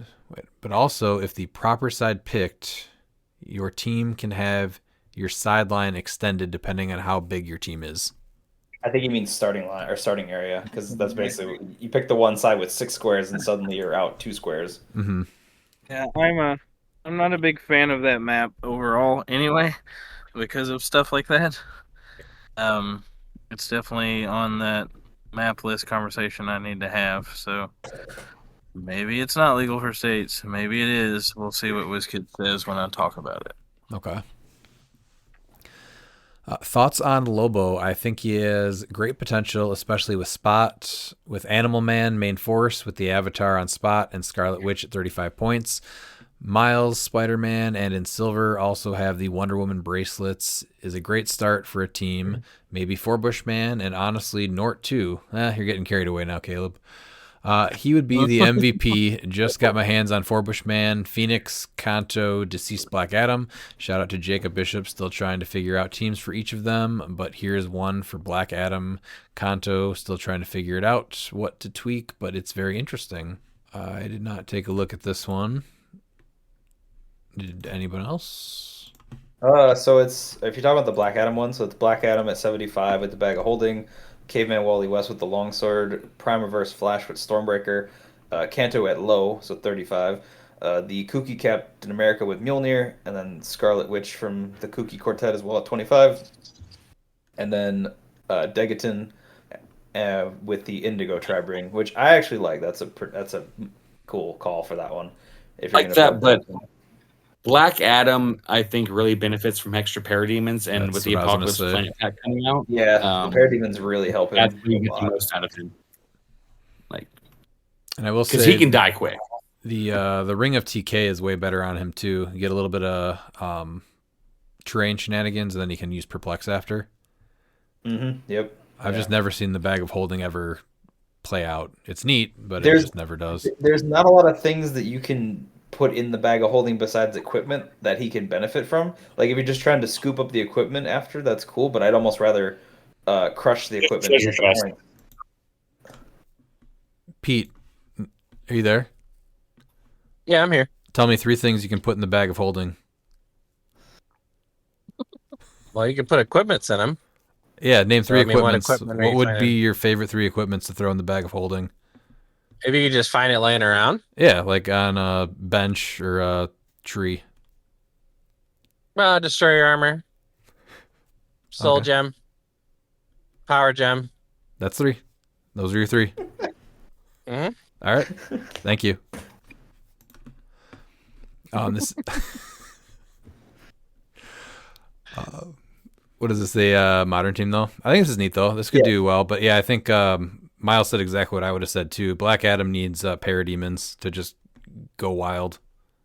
Yeah, because he needs to be he needs something to take that first hit for him. I think that's the biggest thing because I like him a lot, but he's not good at living through a hit. So, But this is good. I mean, everyone has there's offense, there's some decent defense. It's themed. I think it's still pretty good. yeah, no, I like it. All right. Also, just listen to the last episode. Thank you for your advice. I will definitely try it. But how do I get web swinging if I get rid of Predagiton and replace him with Quicksilver? I've been on my past Avengers, grabbed the Pepto. I think I soiled myself for quite a few months now. Here's the team if you don't remember. Also, I'm seeing a lot of 6-hour episodes, but no 8-hour episodes yet. I think we'll hold off on making an 8-hour episode for a while after last week's 9-hour episode. Yeah, we decided to just skip the 8-hour episode and just go. At Yeah, 9. we went. We said we told the 8-hour episode to hold our beer. Yep. So we're waiting for. We're going to see if Dial H, because I heard that Bill's trying to talk Calder into topping us for the longest HeroClix podcast. So Calder's a lot of show. no, go. Calder doesn't want to do it. He doesn't want to do it. I told him, come on, Well- do a 10-hour. The best part of it is we didn't even set out to do it. It was just an idea that just took forever. You're welcome. Yeah. Like, yeah. Or like, here's an idea. Why don't we go through literally every piece that just left Modern and came into Modern? But it'll be fine. It'll take 20 minutes. Yeah. And I was like, what crack is that dude smoking? 20 minutes per figure. Now keep in mind, Wait, yes, the 9 hours was just the pieces that are still in Modern. The week before that was the ones before that. Yeah, so Dial H can do their 10-hour ones, but I mean, Well, that just evolved naturally from a bad idea. and then, which of is course, what we this would whole do an pod- 11-hour one after that, right? Yeah, which is what this whole podcast is a bad idea in general. But here we are. Hey, besides, he doesn't smoke crack. He smokes creatine. There's a difference. Oh, it's, Yeah. I don't smoke crack. He's cutting his crack of creatine. That's the only difference. And you're on that creatine now. I So know. did you do what I tell you? That you have to drink it without clothes to get the most benefits. Try it without Yes. 90 days and with clothes 90 days and without 90 days, and you'll see a huge difference. I'm telling you, it's scientifically proven. You know, I was worried I was going to log into this late and that we were going to just be like super serious and I feel like we've hit our normal level of nonsense with naked creatine use now. Thank you. That's the brand. Glad to know. Yep. Literally the Glad to brand. know. I Glad to mean, know. yeah. It is the brand. What could he drop here though to put if you're gonna put the one shot on there? 10 particles. Yeah, that's what I would lean towards also. Well, I don't know because Pin Particles with Zala is pretty gross with the God Killer, but I don't disagree. You don't with need it. you. She gets full map without pin particles. No. It's not about the full map. It's just being able to target everything to Ares Bomb. Like that's the thought. It has nothing to do with the reach. No, I get it, but I think that I mean, if you're gonna be playing in modern, you're gonna be getting like top cut. We saw Cherry Panthers being played. Yeah, Ares is being taken off. that's so, true. And if So- you So see you, this, I'd let's rather just them take off say, web swinging in Ares. and let's say you're going up against this team without Chair Panther. You see Ares, you see Pim Particles, you see Zala. You probably don't allow them to just run up to you and Ares bomb 3 of your pieces. You probably spread out a little bit. Well, yeah, I get that. So, do you think we could put something else on Reverse Flash that would like? I like Stormbreaker. It's great. I'm curious. I think that's where because everything else is free. So and I the feel like- weakness to this team, realistically, is what he's trying to make work. So, but I can see taking off Reverse Flash. Superior Spider-Man is The weakest unfortunately link. the weak link. yeah, the weakest link in that chain. That's Yeah, But it's a I- solid like, team he's if the you're one going to thing play that- him. If you're going to play him, it's a solid team. yeah. Yes. No. I didn't mean take Reverse Flash off. I just meant like swap Stormbreaker for something else. I was trying to think of like, is there something else we could swap that's 5 points cheaper than you could get web swinging? on I there? honestly think taking off Animal Man from Spider-Man and putting on Reverse Flash is better. Yeah, I don't hate that. That's like him with that is probably pretty gross. I mean, I also feel like Yeah, taking and then- Superior Spider-Man off and saving another 55 points is great. But then what are you doing? Of course, but yeah. But what are you going to do if you take Animal Man off of Spider-Man? Well, then you're going to go ahead and give the biogram image of Superior Spider-Man so he has double rollout just for extra safety and web swinging he can benefit from. Where's the TK on this team? Scarlet Witch in the ring of T. Oh, that doesn't count though. So just Scarlet Witch. Yeah, you just You don't need TK. Zala gets full map by herself with Quicksilver. with Quicksilver. Yep, you're there. Yep. No, I'm just thinking And about how to so- play. So you're placing Superior Spider-Man then? Oh yeah. Yeah. Well, okay. yeah, you're definitely doing that. But then I mean, he's taking care of a power, which is big, and then Scarlet Witch has TK as well. So yeah, Yep. you get Zala to place someone in your TK and bring out so you can send over Wally. You can send over Reverse Flash. Yeah, So, I yep. like the biogram image on it then. So, and then Yeah. that's 5 more points. So technically, you just have to get rid of that stupid Beetlejuice piece, and then you can. Which is fine. Yeah. Well, yeah, it is fine. And then you can Yep. get your what is it called? web swinging. Yeah, you're Web never swinging. calling him in anyway. So Yeah, there's too many frees. Yeah. All right. Let's go to. I think he's got one more question here. If you had to. Oh, this is a weird one. If you had. Actually, I bet. Miles probably has a real good answer for this one. If you had to wrestle covered in food that you have to eat, but to clean up, you have to eat the food, whether it's on yourself, on the ring, or on the opponent, what food would it be and why? Answer that first, then answer this add-on. Did I have a stroke? he's horrible at writing. You're not reading it bad. I was Okay, so like, wait, no, that's definitely how I literally why? copied You and answer pasted that first, and then you answer this add-on. Is there a specific person you would do it with 3 choices: 1 dead, 1 alive, and 1 retired, 1 alive, and 1 current? What- If there's persons, this is different. He means wrestlers. I feel a 1 dead wrestler, 1 alive wrestler, and 1 retired wrestler. So, okay, I'm gonna go first. Sour cream. All right, we're gonna sour cream. Ugh. Man, We're going with our dead is going to be Sherry Martell. Our alive, I'll go ahead and go with What's her name? Why am I drawing a blank? From AEW. Because What's her your name? Pete? brain Come on. is censoring itself because this is ridiculous. Yeah, it is. Yeah. I don't know who you're talking about, Miles. Champ. Gosh Tony darn it, what's her Storm? name? Tony Storm. Chris Statlander? Yeah, Tony Storm. And then Okay. retired Trish Stratus. So those are your 3 sour cream match opponents that you would Yeah. choose. It was that or Chili. Yeah. I mean, I was, God damn it, Miles. I was going to say Chili. I love that you two just are like always on the same wavelength. Always.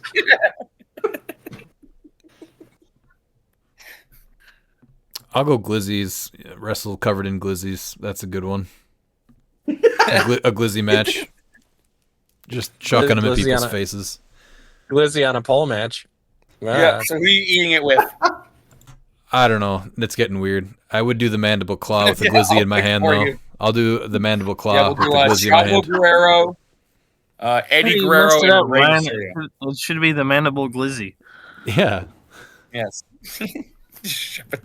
Vienna sausages. All right. Does anyone else want to say anything on this one? Otherwise, we're going to go to the No, next one. I'm good. This is kind of honestly just a really unhygienic question. Yeah, it Yeah, makes I me like not Miles' feel good. answer. It makes me not feel good. Yeah. I'm super Yeah. Made me particular feel about real good. It was food. close. Like retired was real close between Trish Stratus and Victoria. I'll be honest. Okay. So yeah, like I'm very particular with food. That's just like one of those things. Like, and I don't know a dead wrestler. The alive one's probably Asuka. And I don't know a retired one. So that's as much of an answer as you're gonna get out of me. Fabulous Moolah could have been good. May Young. Oh, God. All right, we're going to go on. Unless, Aaron, do you have a question? At least give me a food. The rest of it gets weird. Food? Yeah. A food match. A food match? You'd be covered in Lasagna. it. Oh, Okay. I like that. Okay, so I'm gonna pick your retired wrestler. It's gonna be the cat. As an ode to No. Garfield. It's Garfield. Pete, do you have a food match? I was going to go with chili. My only rationale is it's kind of just so messy that you really probably couldn't tell how gross it was, you know? Like, you're just like, well, it's already messy. Like, it's chili. So you get some weird flavored chili bite, and you're like, all right, well, I If guess you I look can at live like with what that. the food that we all picked, like that's an amazing dinner. Glizzy's, sour cream, chili, and Yeah. lasagna. It actually kind of is. Yeah. I'm not going to answer the wrestler thing. It gets Like, weird. that just Yeah. is getting it's a little weird. Yeah. All right. Yeah. Let's go to Yeah. the next question. This is Sable Win. What's the best way for a new player to get into Silver? Aaron, let's hear from you first on this one. What's your take on this? For any new player looking at getting silver, whether you have a collection or not, you need to be looking at what you like playing. You need to find your favorite figure you've enjoyed playing. I mean, obviously, if it's on the restricted or ban list, I'm sorry, but usually a reason for that. Other than that, you find the things you enjoy and you start there. That's your blueprint. That's the key to how you're going to build and have fun with it.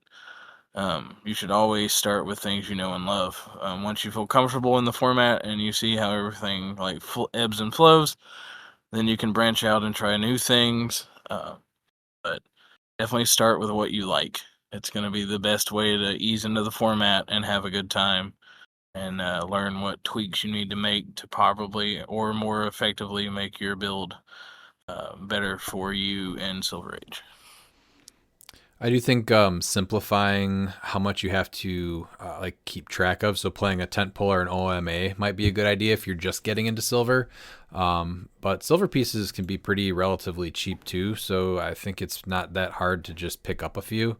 Even the chases are what's the more expensive ones? You have like what Venom Magneto, or you can probably even get Sky Tyrant now for $50, right? Oh, That was a piece that was over 100 for a while when it was in Modern. But yeah, never be afraid to borrow pieces from locals or just talk to people. If you're going to an event on event pages, just ask if anyone's going, if you can borrow a piece. People are usually very, very willing to help you out. Does anyone else have anything else? Yeah, so this was actually my first in-person tournament was when silver was a thing. And yeah, I just found what I wanted to play. I know like I didn't have the pieces, and they luckily weren't expensive, so I bought my team because I'm like, this looks fun. So that's what I did. I wasn't scared. It wasn't a great team. It was my Dolphin team. I went 3-2. It was a successful tournament, but yeah, play what you want, and I mean, realistically, most of silver is inexpensive. Anybody else? All right, going to McConnell Lamar. Hey, gents, I hope you've all gotten some rest after that last episode. Thanks again for all the effort. Absolutely, McConnell. I will say we got a lot of positive feedback on our 9-hour episode, so thanks for everyone that did reach out and say that it got them excited to build for Modern and anything else. First question, how awesome is it to be getting all of these fourth quarter events, Red, White, and Clix, States, and Champion Clix events? It kind of feels like right now with the announcement of all this stuff that Clix is finally back in full swing. So I think it's awesome. What do you guys think? Yeah, we're almost there. We're a little bit behind on the Pacific Northwest, but it's getting there. That's kind of always the way, though, right? Yeah. I mean, we're getting decent turnouts now, so yeah, it's slowly growing. So yeah, it's getting better for sure. I know we just had Silver Worlds, but I just want more silver. Yeah, I think that's where I'm at too. Like, not only do I like run silver, but I enjoy playing in it and traveling to events and seeing all the players having fun. So my biggest like thing right now is hoping plenty of silver states happen around me so I can travel and go see everybody, and to do those discussions I do at events. Like watching Silver Worlds made me really pumped to build teams for silver. I was like, there was just so much cool stuff that I was like, oh, that's neat, that's neat. Like I'm pretty sure I snapped pictures of some teams because I'm just like, these are cool. Yeah, it's cool to see what Right. people Well, are I mean, playing. like even the game with McConnell, like for me, it was like, all right, so having like Colossus Prime and some of the other big stuff I like playing with my double star O stuff go away meant I had to like basically rebuild it and see if it was worth doing. So in seeing like it function and it being good as it was at Worlds, and then like coming home and workshopping it to make it better and more efficient than it already was, is has got me excited to play it and some other things I've been looking at for silver overall. If I get to play multiple events, that's kind of my plan. As someone that watched it in action, that was gross. Well, I think the biggest part for me when I play like that build specifically or anything like it is how proficient I have to be with my actions, because there's a lot of things that happen on that build, and it can frustrate a player because it's like you're doing so much. It's like, right, but I'm doing stuff. It's not me looking at your cards or looking Yeah. at the pack. It's like I have to be precise because I'm trying to get goals accomplished alongside like doing my attacks to you.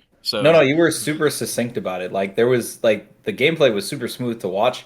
It was really interesting watching it from a perspective of like I don't build that way. Like you built into a strategy, like a specific strategy, and you refined it very well to like this is exactly what I'm doing. I have other like toolkits things that I can do, but you still were like this is the goal, and it was wild to see that like in action.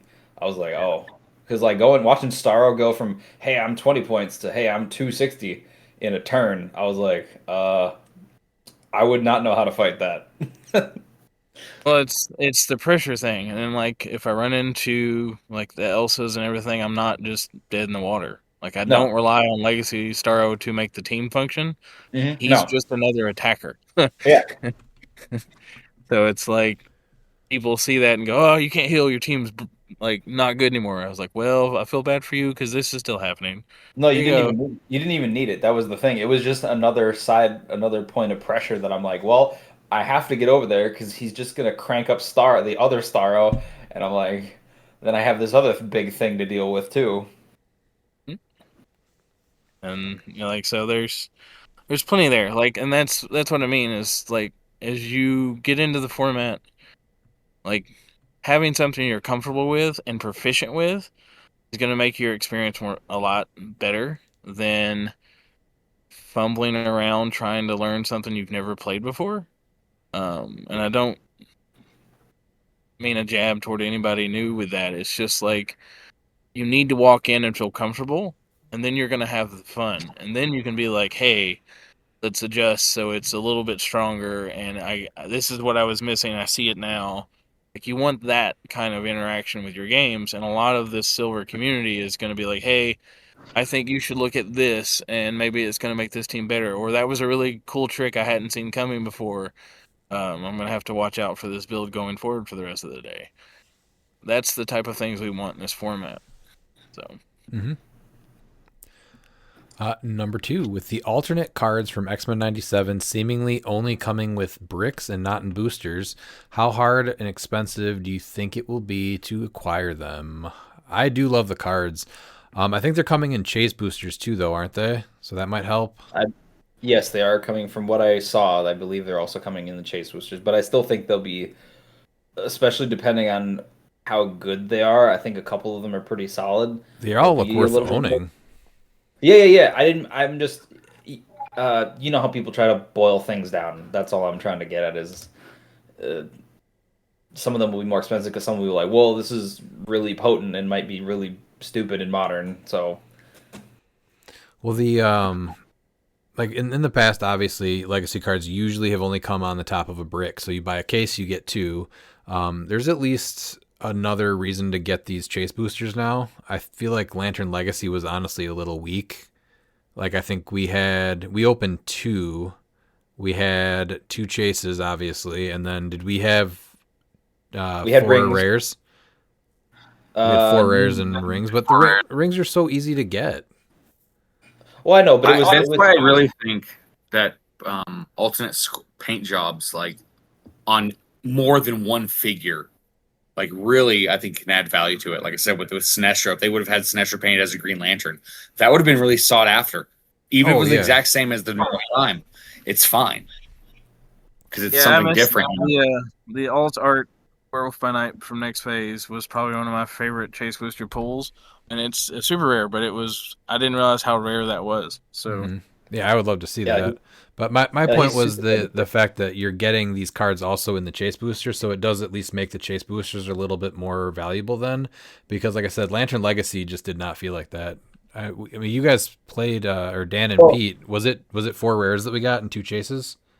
I believe so, yeah, if I remember correctly. Yeah. Yep.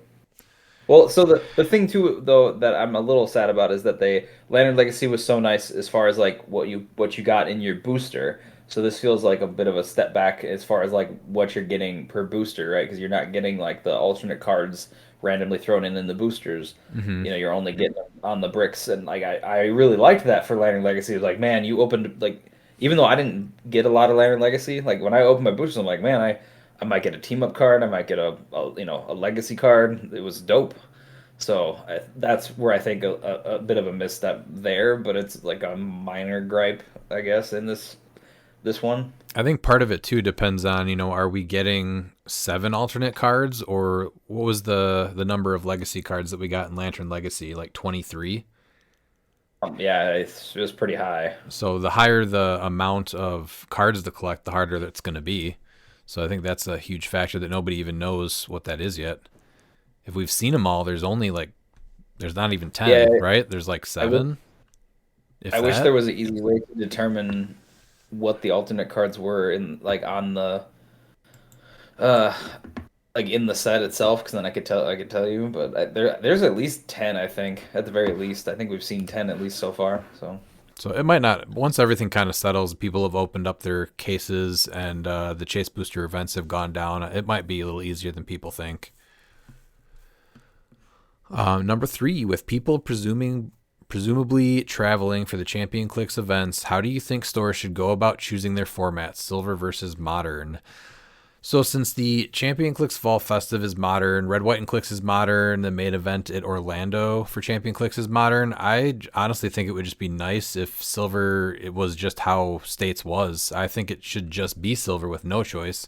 It just sounds so appealing anyway right now. You heard Miles, he's not going to his modern states. He's getting on a plane and flying to the next state over so that he can play in a silver states, not a modern one.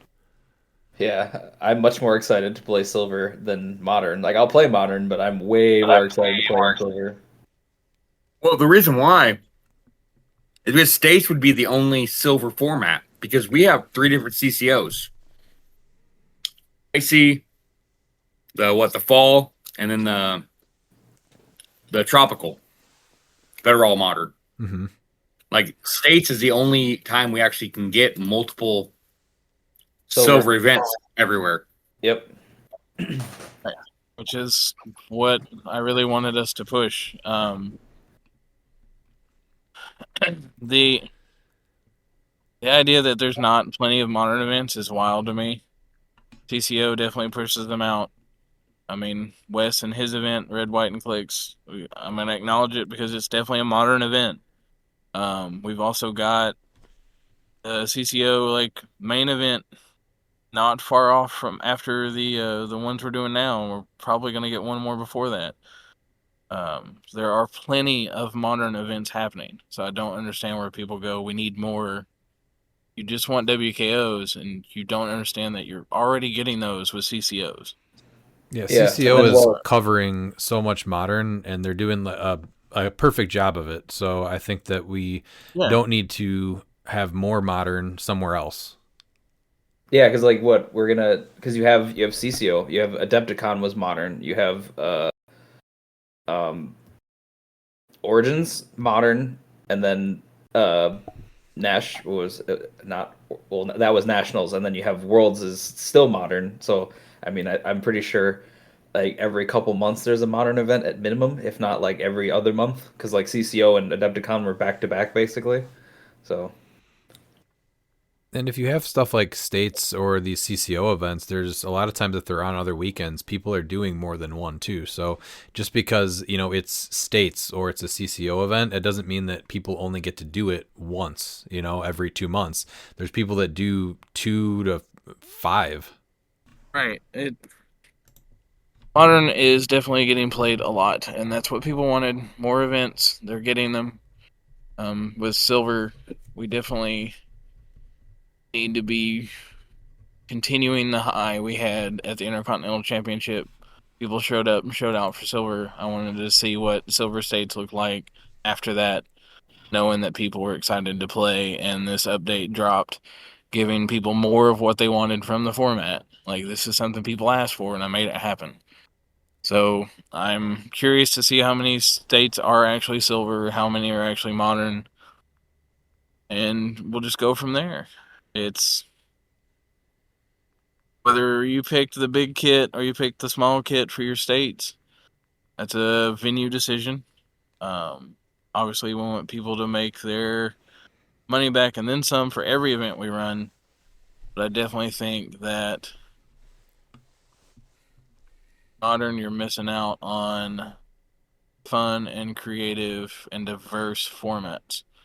I think modern going into these events are gonna start looking really familiar, even with some of the big names going into Silver Age, no matter if they're banned or not. I think we still see some of the same stuff in Top Cut, and I want to see diversity. I don't want it to be in a solved-ish format where I've got to play Chase Doom, I've got to play Sinestro Prime, I've got to play, all these other things where you're going to just see them everywhere. And that to me means that there's not enough for players to want to take a risk and try something new. I have to play these things or it's not going to place. Absolutely. Whereas with silver, you can 100%. And we just talked about the Man Back Cup before the changes happened. Look what won. And look at the It's like diversity. wild. Right. So I I still think we have a lot of people that are timid with the format. Um, well, I mean that's a player. That's not what was that? Like, that's a game theory type of thing. Is like you can gravitate toward what is like tested, right? And you know it's good. So it's like, all right, it's not as risky of a play. You're just like, all right, this is already good. We know it's good. It works, right? Like people, I mean, some people are just gonna gravitate to that. Right. So The more events we have, and then the more coverage we have, I think that'll start to open up people's minds. The more events that we can start showcasing, like what we just did with the Man Bat Cup, people are going to see it's way more open. I can play what I want to play, and that just seems like a better opportunity. I would Oh, I travel to go agree. do that. Oh, I agree. That's what I like about Silver is that it's not like Modern, and that it's like, okay, well, I know I probably have to have these like 3 to 5 game elements on my force, or like in some fashion in order to make my team good. Like I can play something that's like, well, this isn't good by itself, but it's good with this other stuff, and no, someone's not going to know this is coming. It's not like a gotcha moment. It's just like I didn't The know big about problem this piece. too is that they go, well, people don't have these things. Well, of course you got to buy some HeroClix, but these things are inexpensive. Oh yeah, If you look at Callan's team, that team is cheaper than any modern team that's made cut. Oh Yeah. man, yeah. If I By look at far. the It's Man not Cup, even that close. yeah, I mean, modern I think that's just a horrible excuse. meta in different regions is always a thing. So especially if you're traveling to states as a whole, you're going to run into different variations of a build or things you've never seen before, and that's like the biggest part of it.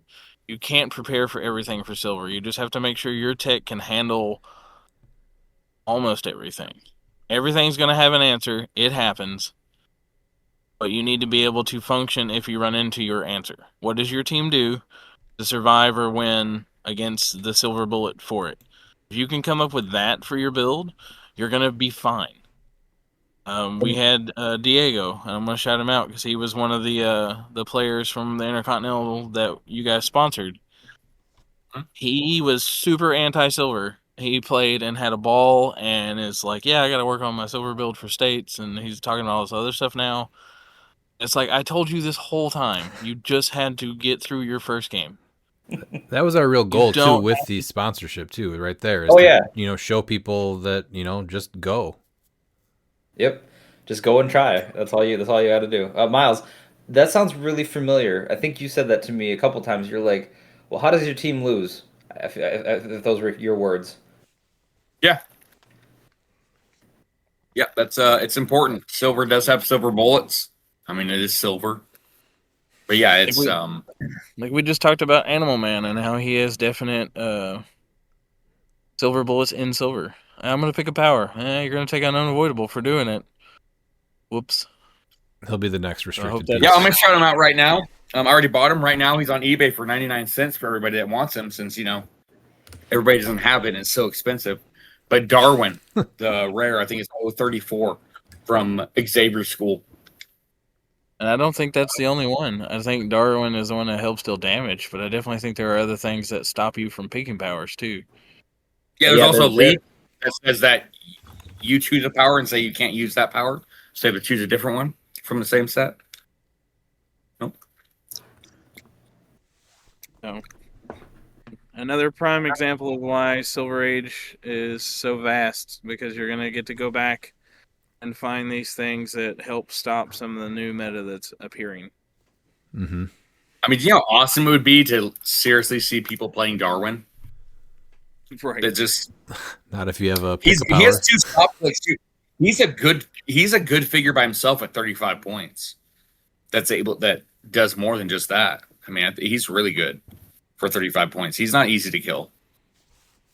He's fine, and he does a very cool thing. That's what I mean. Yeah. Yes.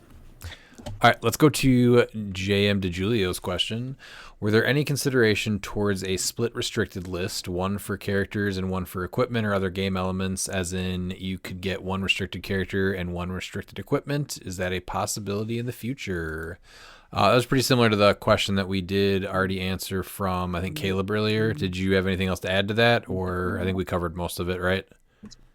Yeah, we covered the whole part of it. It's definitely going to be a discussion I have to have and see how it pans out. Okay. There's nothing I really say about that until I start talking about it. Let's go to Anthony Barnstable. How many total states events will there be?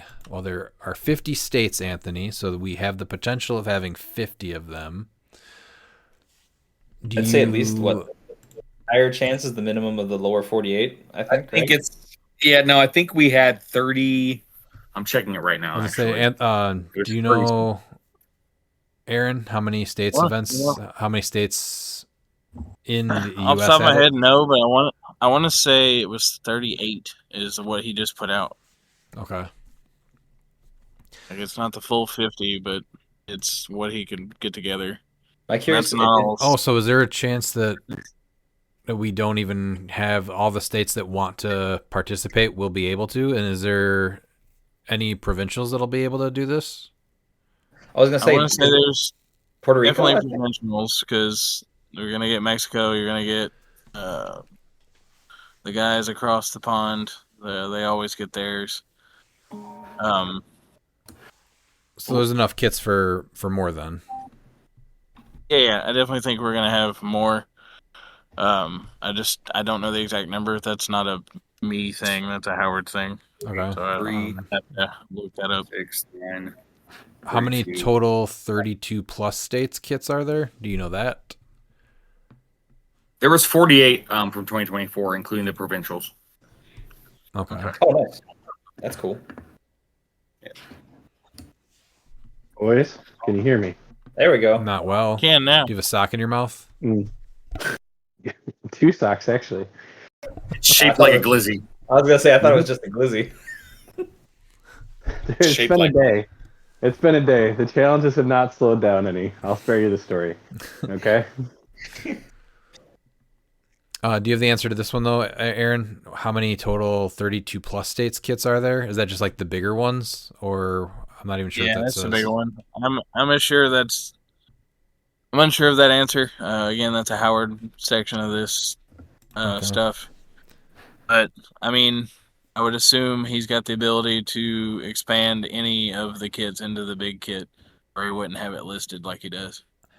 This one I was actually curious. I don't know if you know this one either, but what are the maximums of additional prize maps, BR maps, rock maps, and Connolly's stores can purchase, and what are their prices? What are the BR maps that can be purchased? Which rock maps can be purchased as add-ons? Maybe the active Winna map. Do you know that? Actually, I can probably pull that up right now because that's part of the whole Package, right? website. Because that would be Yeah. I didn't get any details when I was looking at what I was looking at. Sorry, I'm going to pull up the website. All right. So, Oh, you Looks can like add a lot. You can add a lot of stuff. Actually, holy yeah, I moly. I want to say it's like everything. Yeah, you can add. Looks like you can add 10. So that you can add extra event maps up to 10. It looks like you can add Yep, extra. the Alien Aquarium, the Hell's Crossroads Battle Royal map, John Cena exclusives, and that's the extra stuff you can add.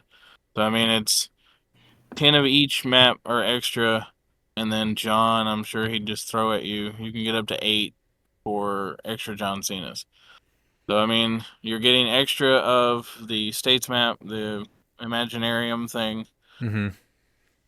You're getting the new version of the Alien Aquarium map, and then Hell's Crossroads, which has been a map we've used for years now. So your options I are wanna say- pretty limited then, though. Just those 3 maps? I mean, to be Yeah. fair, also a lot of the maps are on gamer mats. So if you wanted to do that, you could buy more maps off of gamer mats too, and not necessarily along with the kit itself, but if you wanted to throw in more maps, you can because all the silver maps are on there too, right, Aaron? Now, so you can Yes. buy maps off of there, and throw them if you wanted to throw them in as prizing. So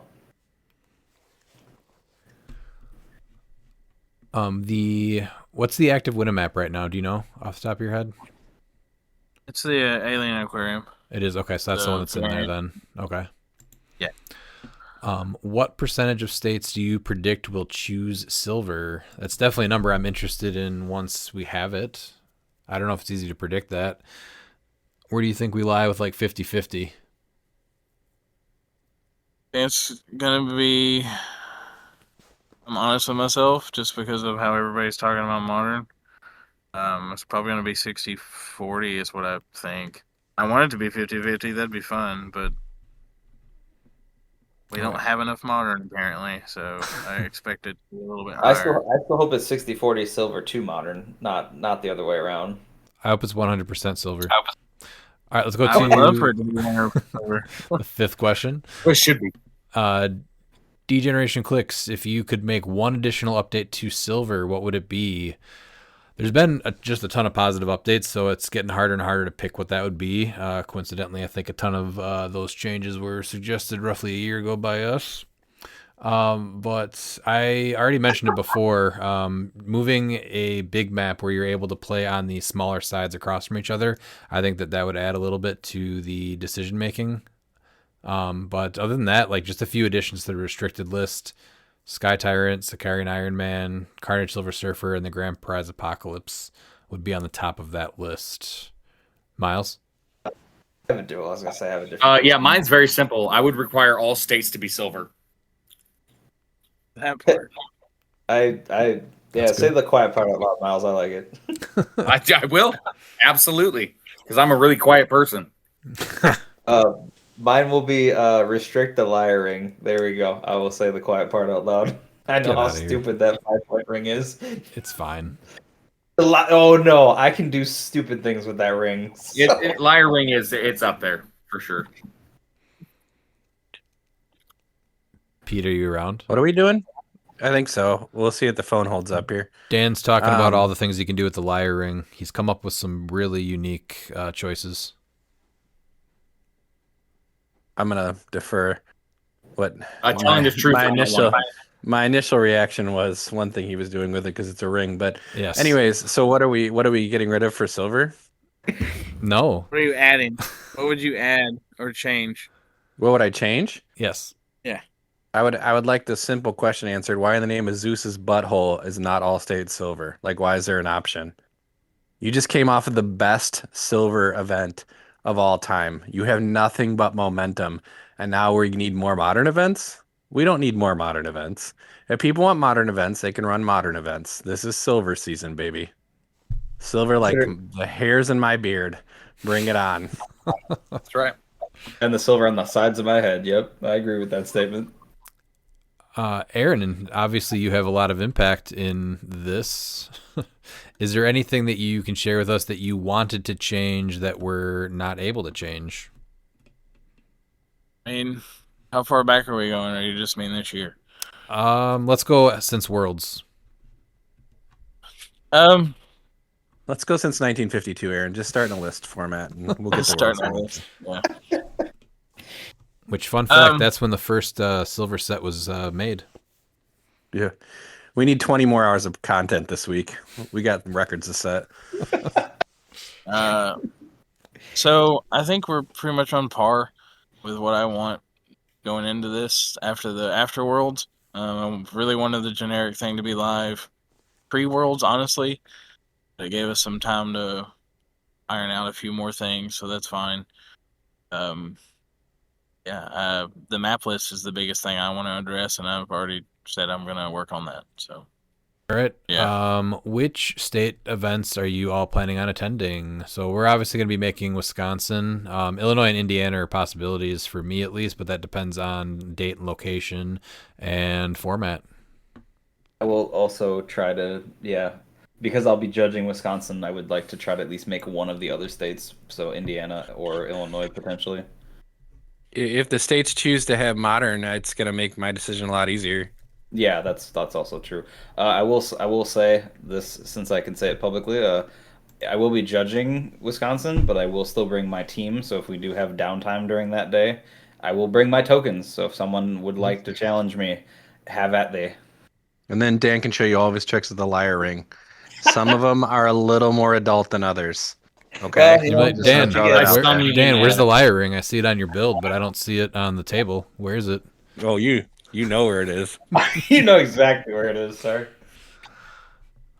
And we have what team would be too degenerate to allow if Thug were legal and is worse than Sky Tyrant Commissioner equipped with Red Wing, Scott Porter equipped with Lantern Core Ring, Generate Rookie Red Wing, and a construct to have a full Secret 6 immediately. Aaron, did your laptop I'm die? fine with it. Do we No, lose I'm Aaron? here. Oh, okay. I'm here. This is the Thug question, isn't it? Mm-hmm. Yes. So, I mean, yeah, you can have the one-click figures that can die really easy in this format, or you can play a 10-point thug in multiples now that are a little bit harder to kill and guarantee you it's harder to disrupt the combo you set up for very cheap. Then it becomes, oh, you killed a thug, now I can generate the construct, and it's a combo that gets out of hand really fast. And with the update to the generic rule, I don't see a reason why this specific figure who can gain a printed keyword should be allowed to abuse a rule that I'm kind of openly against. I think constructs gaining keywords was a bad idea. Bystanders, sure. I think within the realm of that, they would be fine, but the constructs add a layer of brokenness because of it. You can easily get Scrappy out without even like having to lose a real costed figure. You can do a lot of other things depending on who made the construct.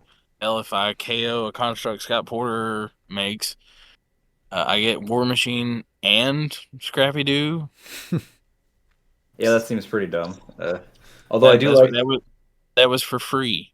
Yeah.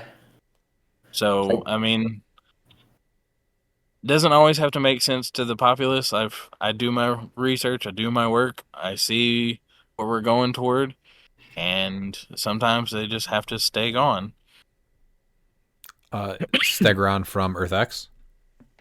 No, stay gone. I know. Sorry. All right, number 8. What degenerate team would exist if Giant Girl came off the ban list? So I've been thinking about this one. I think Avengers Swap is going to be a thing where she could be prevalent. I need to see how that pans out. Maybe she does get to finally come off, but again, there are a few ways to cheat multiple retaliators onto Avengers now, and that could feel bad. Hey, I mangogged you, and if he didn't finish it, Giant Girl's gonna, because she gets to still do her thing.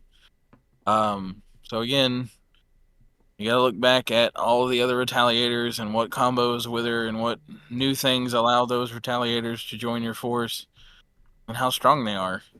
The right tech could give Mangog destroyer armor. What do you do against that?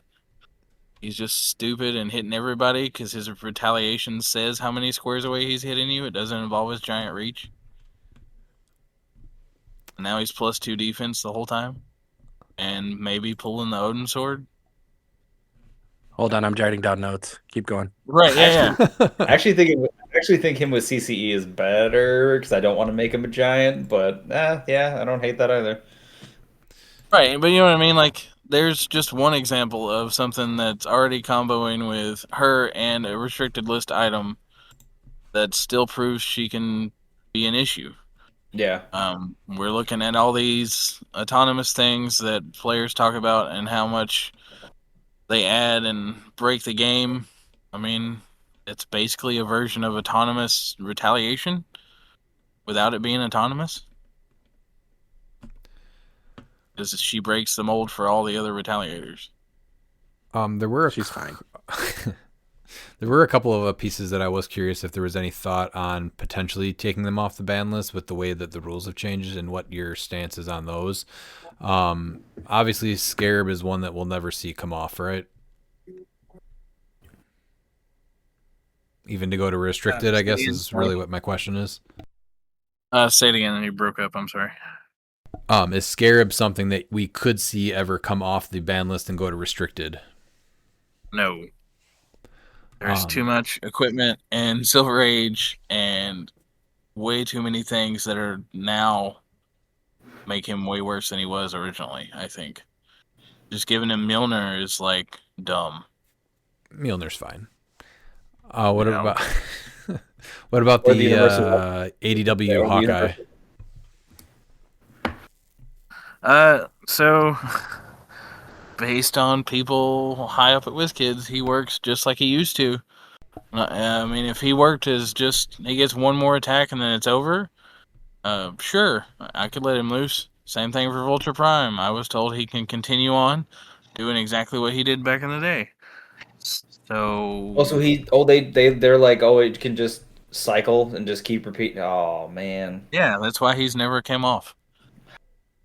So I was why so is happy when that? it went to free, and then he's Based like, oh, you're just on getting. it based on the main rules arbiter and what he said, how he said it works. It still functions the way it did back then because it says he can. So Okay. So even though, all right, right, yeah. Even though the rules changed, like those specific figures do that, and the card breaks the rule. That's how that's always worked. good to know then. Molecule Man still just hinders the battlefield too much. Yeah, his interaction with terrain markers is wild.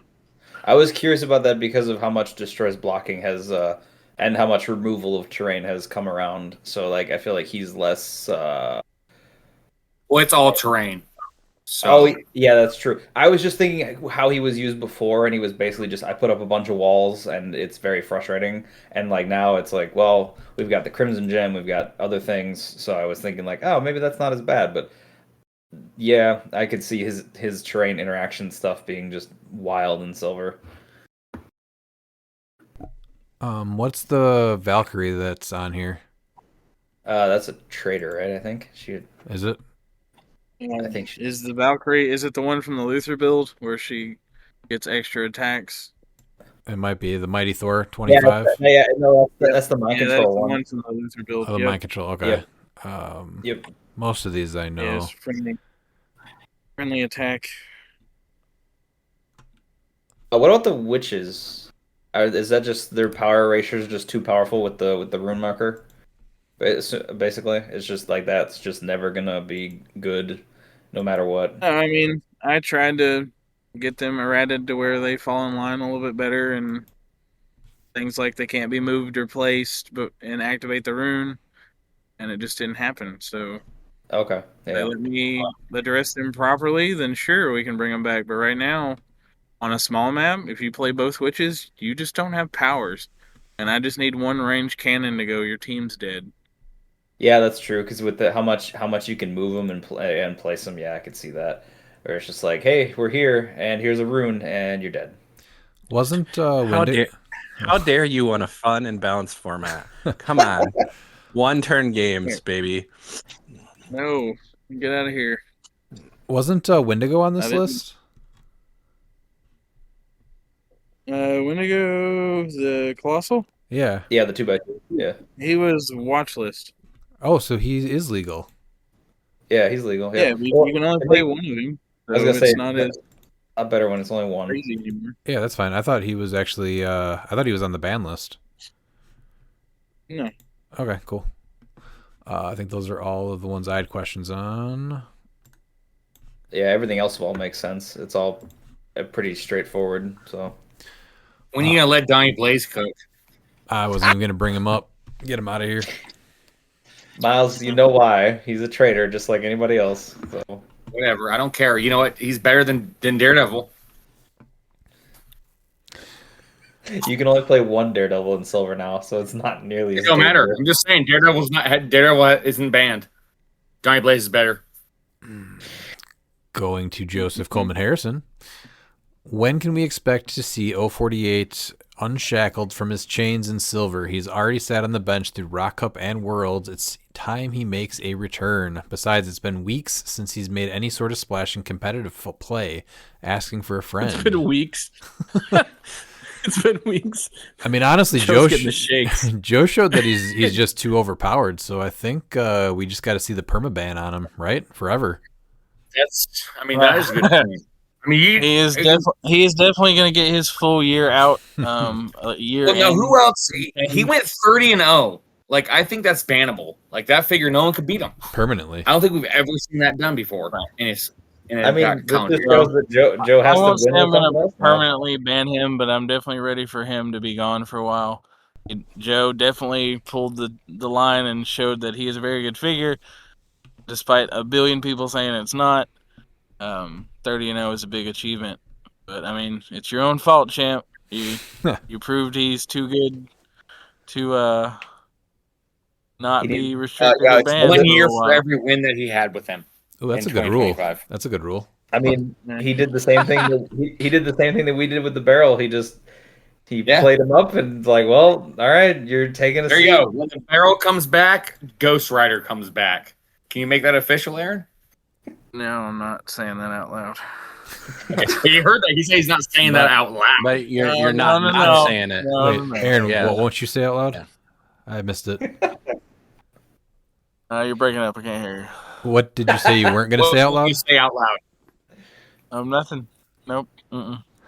You've heard of my We got editing 20 minutes, boys. skills. Come on. Yeah. Also, free Iron Inquisitor. He's not nearly as evil as Killmonger, and he's no more of a pain than Carnage Silver Surfer, Sackman, or Sky Tyrant. He's fine to come back, just my opinion.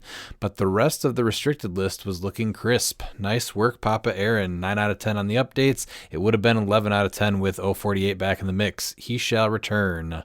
What do you have to say about Iron Inquisitor? Iron Inquisitor definitely deserves to be on the restricted list. If you think otherwise, it's because you've got some combos you want to make that are unsavory. I mean, him giving out Mastermind is just, him giving out Mastermind to figures that should not have it, plus his Perplex thing. He's great. He's well worth that restricted spot. Yeah, he's really good. And then his last question is, also, I see Juice is still in the bench category. What can we do as a community to help Aaron go ahead and scoot him on over to the permaban list? Keep Silver Age great. That is the question, Joe, right there. Aaron, do you have an answer for that? He is still on the temp ban list, not because I don't want him gone. It's because we are watching, me and WizKids, the Green Battery and Wakanda Hulkbuster with their rulings and how they interact. I am just waiting to see what happens with those two figures before we make any permanent moves to any kind of list for any of those three. But I did talk about that with WizKids, those three specifically being gone. They definitely want to see. So all three things that can stop you from taking free actions, they're not healthy? Who'd have thunk? Probably not, no. So, I do think to get the green battery going, you have to have a way to protect it, because otherwise it just explodes since we can attack it normally now. So, I am watching that one the most. Wakanda Hulkbuster, your one free action can just speed it, outwit it completely, and eat it. Because once you get it off those clicks, it doesn't have that power anymore. It's also a giant, so I feel like it's a little more restrictive, and it's 125 points of your build, so he's not as easy to build around, I feel like, but that's just my take. I think the same thing even with Juice being main force. I still think it's an issue. No, that's what I'm saying. Like, we're definitely, we had the conversation about those three things. Juice is staying temp banned. I don't have any inkling to release him from any ban list anytime soon, but I am doing my due diligence with the other two figures that are like him or anywhere near like him, to see what happens with this coming quarter for Silver Age. So, nice. temp ban list just means he is still there for me to keep an eye on. All right. Now we're going to Mark Bird. Thoughts of having an Aaron Morgan LE that is fully silver like Absorbing Man, perhaps with trait Nothing Wrong with Silver. This figure cannot be damaged by figures that are currently in modern rotation unless Aaron Morgan is the last friendly character on the map. Protected Pulse Wave. It's actually kind of a neat idea for an LE, but I don't need Aaron Morgan on my map. Get out of here, Aaron. So it's like a reverse Kevin. I like it, actually. That's pretty dope. Yeah, I mean, every player wants to get a switch click or a figure they designed or references them on the map. I mean, yeah, it'd be cool to get something like that for me on the board, but I'm also a realist and realize that that might not ever happen. So I appreciate it. So what we did, we created a sticker for you. So that's the next best thing. You did. Those stickers, and what was the other one you guys were talking about? The Starro stickers? Yes. Yeah. They're next. Yeah. So, I mean, that's I'm actually fun. going to hand out chocolate. It's going to be chocolate starfish. I was waiting on that. Is there any water that comes with that? Yeah, you get a shot of hot dog flavored water. Oh, Hot dog water. delicious. Glizzy water. Glizzy, yeah, glizzy water. Number Like Glizzy 2, juice. Aaron, how much time and review did it take to find out the overlap of generics, multiples that could be made as where did I get lost here? Succinct as it was in the update. Yes. So I had some help with that. Rob Peterson, he reached out through PJ and gave a list of all the generic figures, and that list had more things. We had looked at it all with WizKids, and basically, because we already have some big lists, and monitoring the format, WizKids didn't want one that made it look like they were banned or restricted in any way. So we came to the compromise of real name various, which includes a lot of them. Yeah, sorry, Velociraptor, that you can't be played in multiples, but you have a real name, your actual dinosaur name.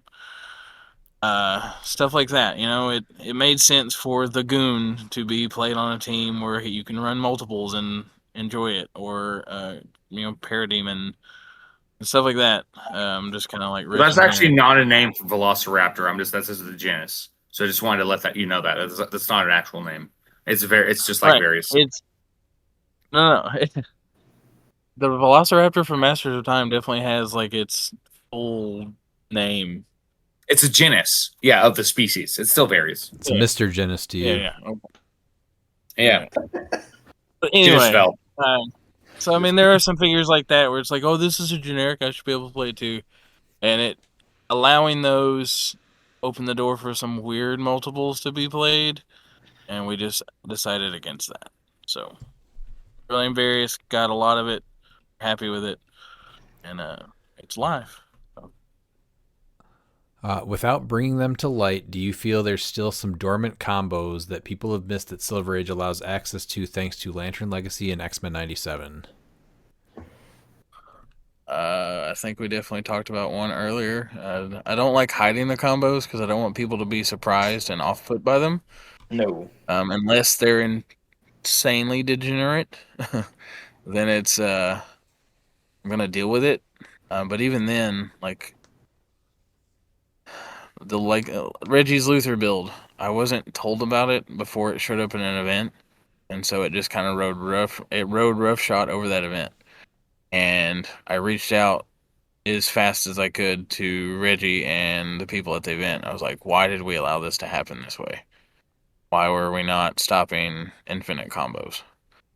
So that's kind of where I'm at with that kind of stuff. The time and work that went into the list was like some months' work because we had to find everything that fit under the original idea I had for generics, and then refine it, and then refine it again, and then go back and add Rob's list that he brought to us to make sure those lined up, make sure all the characters that were meant and intended to be played in multiples, like the Super Flash or the Lokis and the Dr. Fates and the Jokers, that we didn't miss those either. So the way we went about it, I feel like, is the best spot we could give to those players that were wanting that in silver. All right. Yeah, I like that. I mean, he is asking about the silver and the like X-Men Ice. I mean, an easy one for me is like Mama Bird, Dark Phoenix. Oh no, she's named Dark Phoenix though, right? So that wouldn't work with the new Phoenix because it has to be just named Phoenix. Yeah, so that won't actually work. But that was my first thought was, oh, the 2x2 finally dies, and then you pop the other one from the sideline. Yeah. Can we have some unique? Let's hope the. Oh, yep. What? But. I was saying, let's hope the original Phoenix never gets a legacy card. Oh, that'd be bad. That would be a thing. Can we have? Sure. Do you want to go to the next question or no? We're gonna have to cut it here. I can jump back on with you tomorrow and finish them out if we need to. But hold on. Or the next day, possible. Or leave a note that says, "Well, I'll answer them in the comment section or something." But it's gonna die. Hold on here. I might be able to just finish this. Let's talk about magic real quick. Can we unerrata her? Exosword's magic. Oh, that's where we lost him. No. That's a perfect place to lose him. Terrible. He refuses to answer it.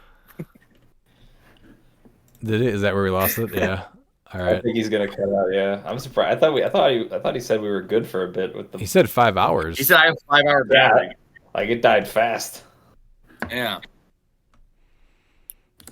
That's fine. We can. There's not that much left, so.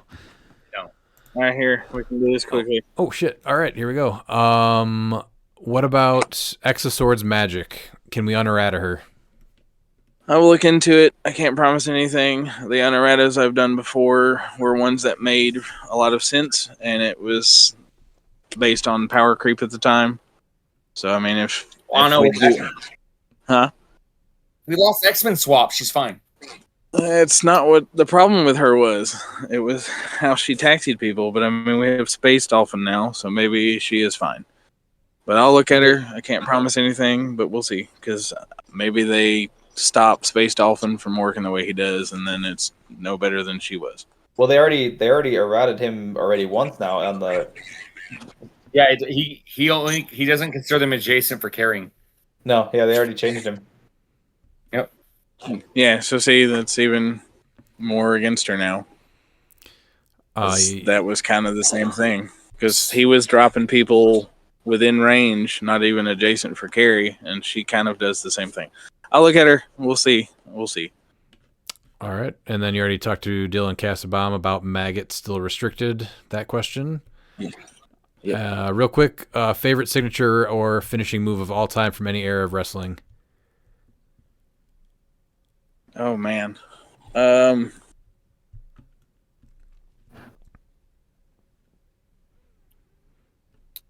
think I still stick with Sister Abigail. Okay. The way it was presented and delivered, like Bray brought something to that move. I'm a diehard Stone Cold and Undertaker fan too, but like outside of John, nobody's really ever hit Sister Abigail just like he did. It felt like that last thing, like when you got hit and then it was over. We don't have a lot of those moves now. Everybody can do like Punk does, go to sleep like 4 times. Cody Rhodes hit Crossroads Superman 5 or 6 punch. times. Like Superman punch. If Bray had to Sister Abigail you twice, something crazy in that match happened. Mm-hmm. I like So that that, answer. yeah. And then last one, and before we cut you loose, this is actually the next question anyway. Unique choice for a tent pole in silver. What's your favorite one?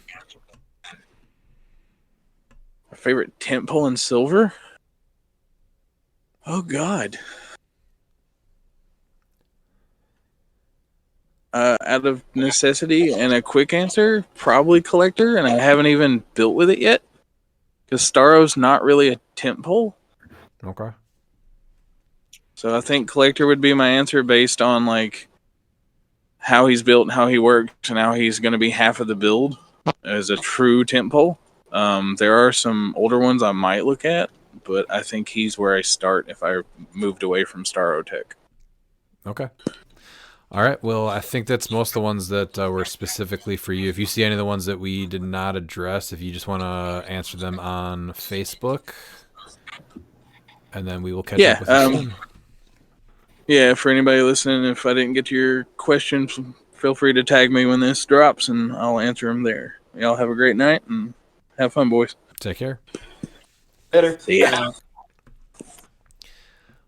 All right, Mark's fourth question was, can we have some unique choices on favorite tent pole in silver? And as something different, perhaps we reverse the order and allow Aaron to answer first, Dan, then Pete, then Miles, and Ryan with the final say.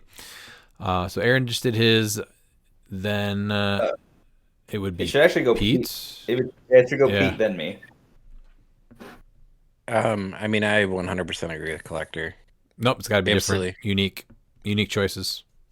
That's why I reversed the order. Oh. Yeah. It's Q Prime for Pete. Damn it. Aaron screwed me over here. Q Prime. That's a Pete piece right there. Playing Yeah, I that was full. like, that's literally a Pete piece. Yeah. I really gotta get a hold of King Brian and figure out what he was. I like the idea. I mean, I like the idea a lot. If you were asking me right now, I think a very easy one is the X-Men Iconics Magneto. That's a good one. He's great. If you wanted to make sure what your favorite tentpole was, you could just message Brian right now and he could tell you, probably. He'd probably say collector too. Okay. Wait, are we talking tent? Well, I guess that's technically still a tent pole, right? Because I feel like, yeah, I'm just trying to make sure what I consider like a tent pole of the team. But yeah, A tent pole is going to be probably close to half your build. Yeah, tent pole is a one-man army or just a team that PC build around. That's the majority of your points. Oh yeah, that's what I was thinking. Okay, all right. If that piece goes down, your team loses essentially. Yeah, Dan, do you like tent poles? absolutely, they're fantastic. Have you ever put your Not the liar ring one- on a tent pole? It's the only way to play the liar ring, sir. Okay. What is your favorite tent pole? Right now, it's the Unimind from Eternals, the movie. Actually, Oh, I should have known that. man, you got to make it sound like it's so bad. It is. But now that he rotated, I actually want to try Zadkiel. Actually, That one I would not have seen. That one's interesting to me, but I do like that.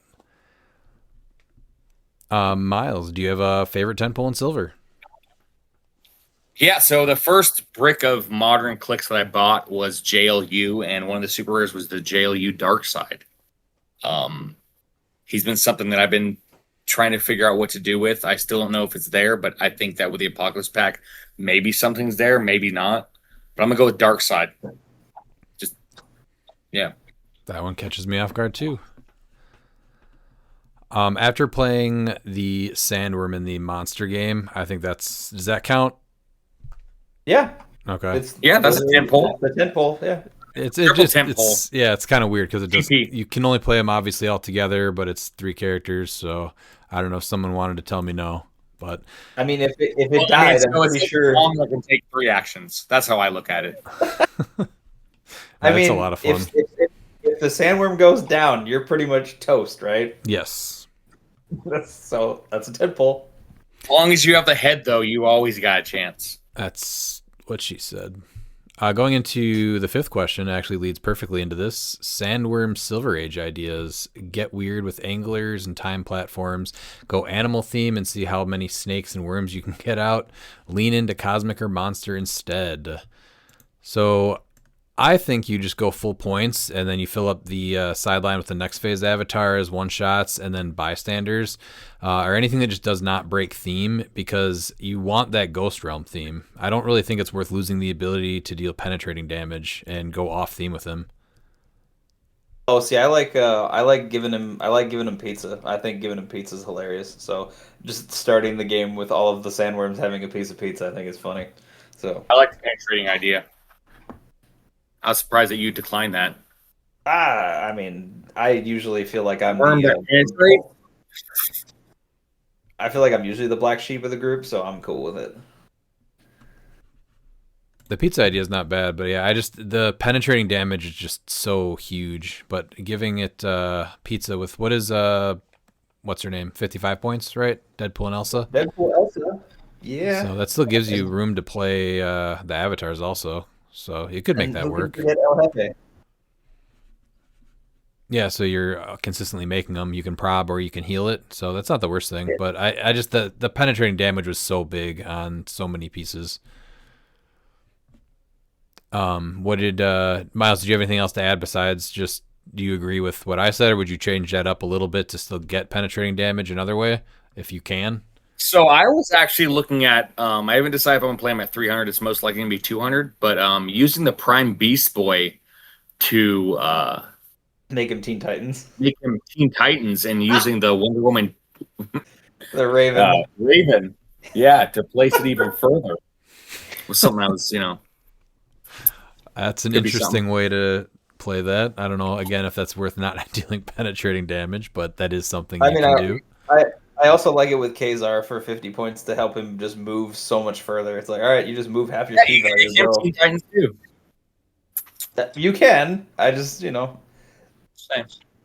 Yeah. You get Man-Thing on the build too. I mean, Teen Titans with Sandworm and Man-Thing. I mean, that's every woman's dream. Giant size man thing. It's a giant sized man thing at that. Yeah. I mean, let's make it happen. Ooh, maybe I play that in Washington.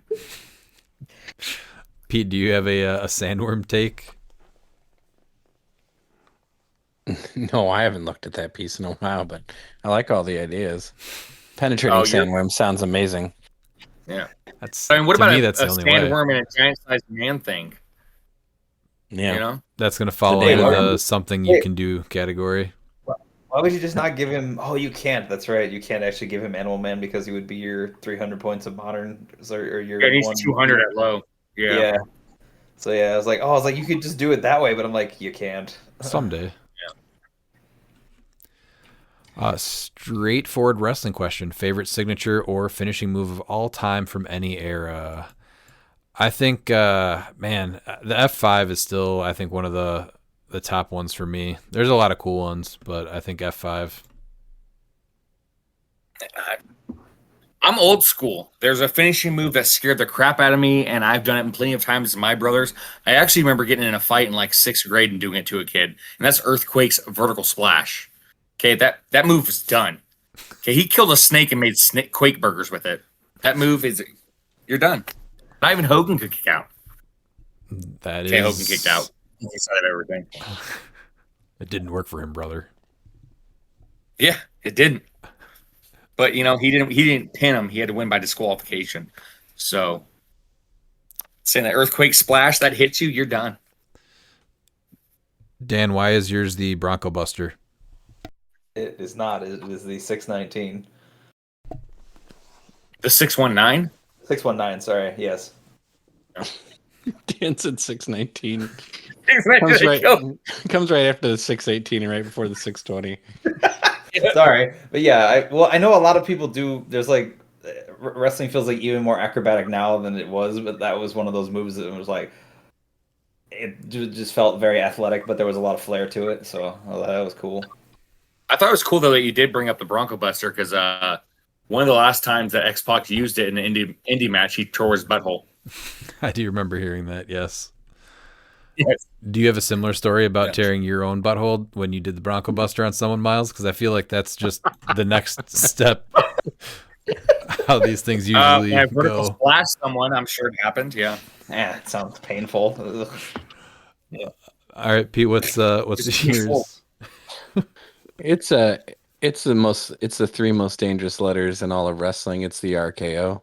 Oh, I think I say WMD. No, you have to your finishing move to be that and to be that quick and out of nowhere and all the different ways you could do it. Obviously, you know, there's many people that did the cutter, and then Diamond Dallas Page kind of made it more popular, but Randy took it to the next level. Now, my favorite submission move of all time, if we want to add an extra question, is obviously the Kati Hahami, the Tazmission. That's not bad. I used to do that one. I used to do a lot of submission moves on people, actually. So, Well, that one's legit. That one's legit. You can put somebody out with that. Oh yeah, that one's painful. Yeah. You know, if I'm going with submission, I'm going to go with the Brock Lock. that one's terrible. That's a good one. Which was a stretch muffler.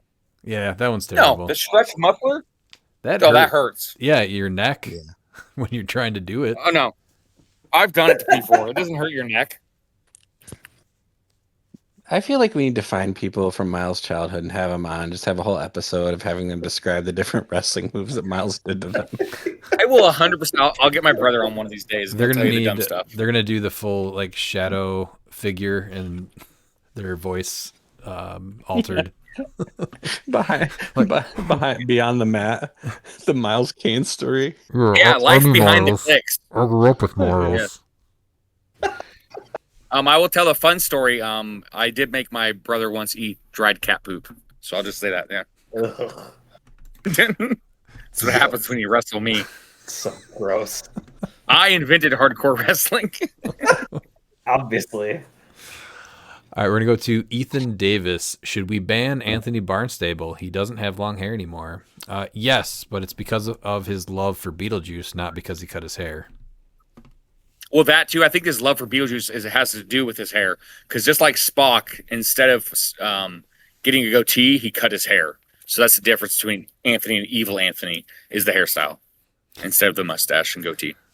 It's gonna take him a long time to not be Evil Anthony anymore. Then I heard that he cut his hair just to look more like Beetlejuice. I heard that too. He just doesn't comb it straight up. He's dressing that up checks as out. as Anthony Keaton, or is it going to be Michael Barnstable for I Halloween? was gonna joke about putting him on the restricted list, but I guess the band hammer it is. It is. Yeah. Is Miles going to write a book?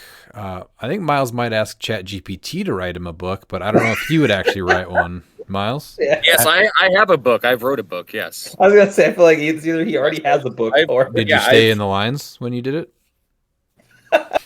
Yeah, of course. Yeah, no, I have plenty of books I've wrote, short stories and stuff. Okay. Yeah, writing's my thing. What kind of book would you like me to write for you, Ethan? Did you just ask? How about ChatGPT? I can write a sensual story about Sandworm being on the Teen Titans with the giant-sized man thing. Boys, we got an idea here. The Miles Kane coloring book. Yeah, you have to color outside the lines. Yeah, you never color inside the lines. I don't know if there's anything. I don't know if there's anything more fitting than a coloring book, a Miles coloring book where you have to color outside of the lines. Yeah, Teresa, if you're listening, we need some drawings. Yeah, start a Kickstarter. Yeah, just some line art. That's all. Some good line art. Do you think HeroClix players should post more guides about their teams like you see in Magic and Pokemon? I think there's definitely a place for that. Not too many people do that. Yeah, it's a neat Posting thing. about teams is one thing.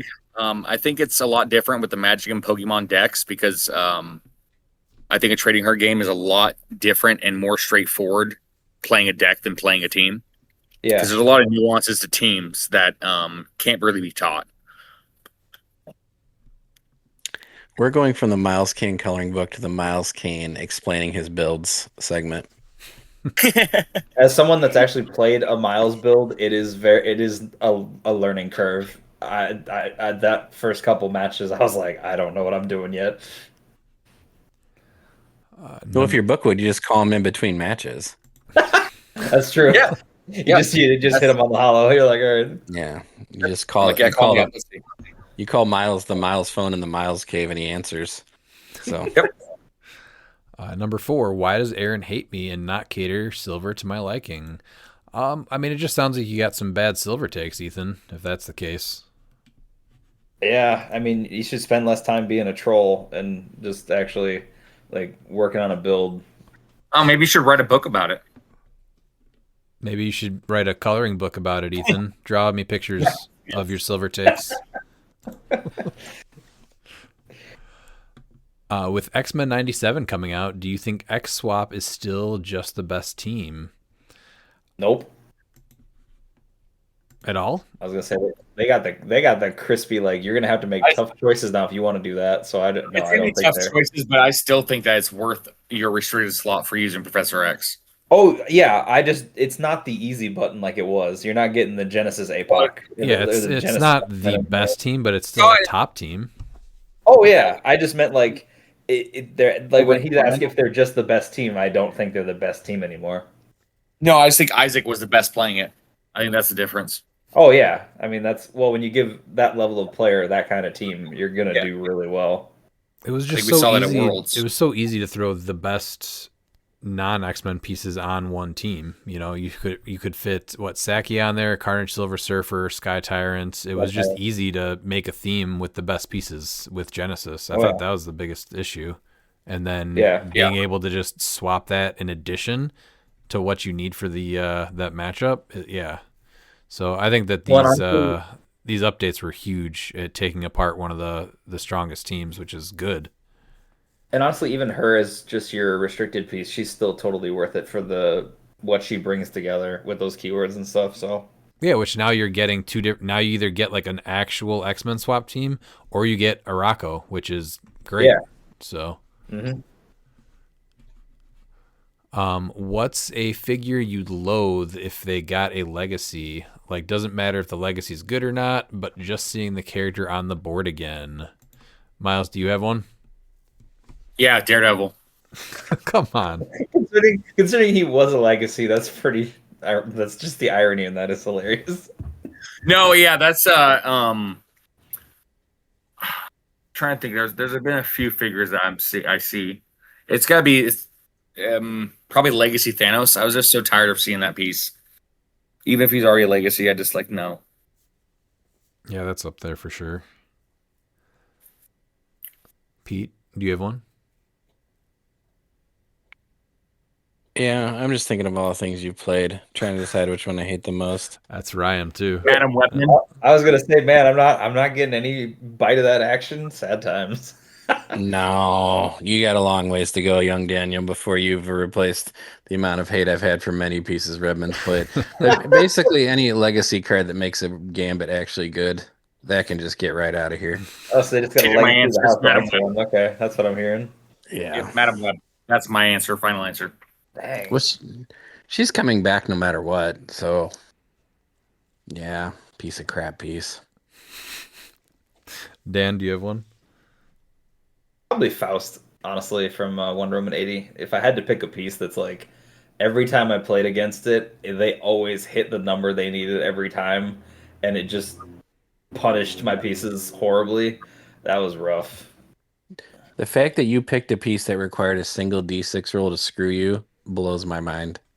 Oh, well, it was every time because I didn't play him and it got played against me, and it's like, I'm a prob. Actually, you're not, and you're going to take a damage for that. Every time. It was, it was every time it happened to me. Yeah, I'm trying to think of very similar to Pete. We've been playing against each other so long, and there's just pieces that we hate when the other one plays that. And mine might actually be Trelane. Is that how much I hate that piece, or you've made me hate that piece? There's a lot of pieces, right? There's a lot of pieces, but I'm so happy to hear Trelane made the list. That's up there. He'll Ridiculously happy. He'll never get a legacy. So Who is No, the he should, though. who is the Doom with the purple fingers? what? Lord Doom? No, Pete knows what I'm talking about. He was a Oh, the the LE 100 one with Excalibur. no. Pete had a couple games where that piece was ridiculous. Infamous Iron Man. Yes, Oh, that Infamous one. Iron. Yeah, Yeah, he he's got hates the- Infamous Iron. There's a couple and I'm pieces that surprised never you should have have gone not like that. Witnessed Infamous Iron Man hate from Redmond, because you played it in the monthly a couple times, and I thought, well, that's an interesting choice. I know one man that's going right after that piece. Well, I mean, I feel like I did him pretty good, honestly. Like I was, I was like, hey, he almost made the name keyword month. Honestly, I was. Well, What? Trelane's just a constant sense of dread when I play him, because it's always a 1 or a 2. Like, it's uncanny how much it's a 1. But that Infamous Iron Man played so well against Redmond so many times that now he just launches teams at him just to hit him. It's so frustrating. So, yeah. Oh, is that why you tried to like pinch me the first game when we did the first monthly because I played? Because you Infamous played Iron that Man, piece? you were Yeah, like- I told you I was going to kill that piece. I was wondering why you. I was like, why is he coming at me so hard? And I'm Because like, you played Infamous Iron Man. again, a team where I played the Liar Ring, and it just made Infamous Iron Man so much better. Oh, he's a great piece. He's the other thing that Redmond hated too is he constantly had to remind me how to play title characters because I would just forget like mid game. He'd be like, "You can't do that," and I'd be like, "Oh wait, you're right. I got to do this first." So, yeah. See, that's like the thing about him that I think I would hope if they do make him into a legacy is because he was a title. His dial is just like has just powers on it, so you could basically remake him into whatever you want. Yeah, hopefully they make him as good as that title Thor. Oh God, please no, he's so bad. He gets the point. His next question is, where is Silver Pulp? That might be one that we can spin back to Aaron, but it wouldn't be a bad idea. I've sent him the figure list and everything, and I just need to finish up the map list, which I'm almost done with. Yeah, it'd be cool to get I was that gonna going. say that. I was gonna say, Miles, you showed me that, and I think we talked it over a bit, and I was like, "Yep, this I all talked makes sense for me." to several people to get feedback from it, so I think the list is in a good place. Mm-hmm, definitely. How many consecutive attacks am I allowed to make before there should be a spirit of the game ruling should stop me? Like if I have the ability to make 40 attacks, is that all chill and fair because it's not infinite? Rule of 3. Yeah, I feel like that's definitely a no, probably not, because I'm pretty sure people have shut that down before. Where you've made so many. It's the Jason Weingart effect, right? You just make so many attacks that's like, well, okay, cool. It was a 30-minute turn. Yay! My opponent's gonna maybe get one turn now. 3 max. That's it. We limited to 3. 1 per 100 points. That's so random but specific at the same time. I know, very Well, specific. I mean, that would make sense in modern when you get these broken bullcrap combos, and in silver too. I mean, because in silver there's usually at least an answer for 1 or 2 attacks, right?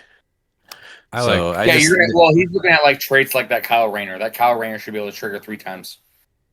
There you go. I like your rule of 3 on that, even though it's obviously not a combat value, because I'm sure somebody wants to correct me on that. But it's It's the not, rule of 3 is but good. that's why you do it to a rule of 3, so it simplifies everything. It's rule of 3. Yeah, if you found a way to work something out, then it's at least better than a flurry, I guess. Is that fair? But yeah, it is. Yes, yeah, he's specifically talking about like that Kyle Rayner where he has that if a friendly character, they have that, if they miss. Yeah. So you can just say like that trait can be only triggered 3 times a turn. Right, that's what I'm saying. So if you find a combo like that that's crazy and you limit it at 3, then you're at least rewarded for finding a stupid broken combo. It's better than flurry still, right? But it at least puts an end to it, and there's going to be an end to it. Well, even certain ones, like the new Nightcrawler says that he can only repeat his special. Like, I can make multiple attacks up to 2 times. So I think he's still making, 3 attacks total? It's 3 attacks, yes. Yeah. I just think it falls under that thing where I'm always wondering why they don't enforce just the rule, like the spirit of the game. Like the spirit of the game is not a 40-minute turn. Yeah, it needs to be. Oh no. I mean they do. I mean they do. Like it's definitely more of a, as a judge you should be like, hey, no, that's not okay. We know that that's against the spirit of the game. That's more. I would think that'd be more of like. Though, what is the spirit of the game? Because of everything they're making interactions to be broken. That's what's tough. But at least this is the silver episode. So if I'm judging our silver states, right, and I see somebody walk up with some stupid combo that I know is like, oh, cool, you're gonna have a 30-minute turn. I'm probably gonna tell the person, no, you're gonna have to crank that down a couple notches because that's not gonna be fun for their opponents. Yeah, and I don't want to trigger 3 times. So what if you say that to somebody and then they're sad? I mean, it's kind of like you sacrifice my hand to keep the rest of my body. Like if the entirety of the rest of my my player base for that event is happy, if I unfortunately made one person sad, I'm sorry, but I don't know what else to do in that situation. It's either I've now caused a bunch of people to have a bad time versus one person to have a mildly less good time. So you have a child that wants to counterpoint. put their hand inside of a stove, and you say, no, it's hot, and they get sad. You're not going to let them put their hand in the stove. Actually, you might. Probably wouldn't. So here's another rule of 3. They have 3 tears in their eyes. Do you now allow the infinite combo? Nope. I'm pretty heartless, so probably not. Okay. Pete, I think I heard something over there. No, I'm just listening. I think Dan's rule as a judge is you make 1 player cry per round, and one person for the whole tournament. That's what he goes for. Okay. Yeah. Number 9. What's a heroic mechanic you would like to see more of? Example, turning off sideline, limiting free actions, die replacement, any other thing you can think of. We definitely need more pieces that interact with the sideline, and then these being placed on their cards mechanic pieces. That we need to be able to interact with those things a lot more than we can right now. So I'm a little hesitant about that. I think the fact that we need to start having more things to interact with the sideline just means that the sideline's getting out of hand. Interacting with free actions means that the design team has had the free actions getting out of hand, and so this just straight goes into a design flaw. If you're making things so powerful that you now have to create new mechanics to deal with these things, that's a problem. Die replacement is problematic as it is too. I do think that we need something that can interact with things on their card, though. But once again, there's a design flaw right there. That's a good point, though. You're requiring new interactions. As the game evolves, though, you need to see different types of things enter the field, right? So I think having these That's things on the understandable. sideline, There having comes a things point. be costed, now you're putting things on their card. Yes. I think if they're done right, that's a very cool thing, and then you have to have ways to counter that.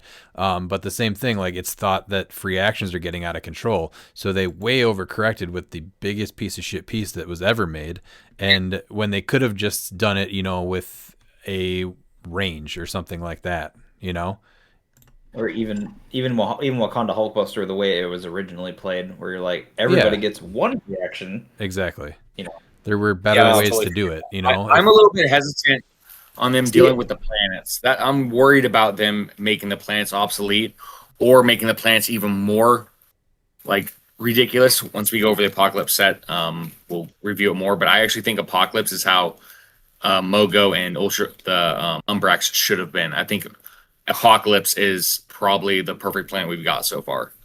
Even if it's not like making attacks, though, like let's say you just say that something on their card can't use a power or can't take a costed action or something like that. Yeah, but see, the problem now then begins, Eric. Okay, in order to deal with these that are being played, you have to play this one thing, and so this becomes the same problem as we have with Chair Panther right now. So it's really tough to like have multiple things that deal with turning off the sideline. I think that there needs to be more than one every 4 sets. Like there should be things for different keywords. I still think that we need to see theme become a thing. We need more incentive to build theme. Yeah, this game is based off of comic books. We need theme to matter. Yeah, I get that. I agree with that. I think my thought is that I like that sideline is a very good. How do I put this? Sexy mechanic. Sure.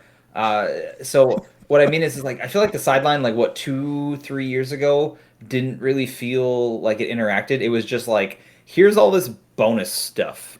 Now it's like I'm either attaching it to a thing that's on my force, or it interacts with something that's on my force. So I like where that is at right now. I want more stuff that interacts with the sideline just purely because I want the interaction to work both ways.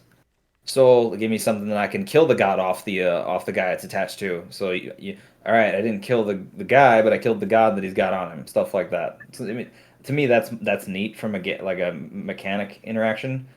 Give me stuff where I can interact both ways. So I like that the sideline interacts with the field. Give me something that interacts the other way besides just Chair Panther. Give me different ways to interact with the sideline. Whether I'm like removing it from the board, not Spider-Man, because I just don't like how that figure was designed. But just more like not necessarily niche, but just like specific interactions. Chair Panther's obviously a good example, but just more things that interact with it going the other way. So. Pete, do you have anything? I always have a problem with anything that's not interacted with that's on the map, honestly. I mean, I get one shots are their own little thing, but they're not 40 points of something you can't interact with.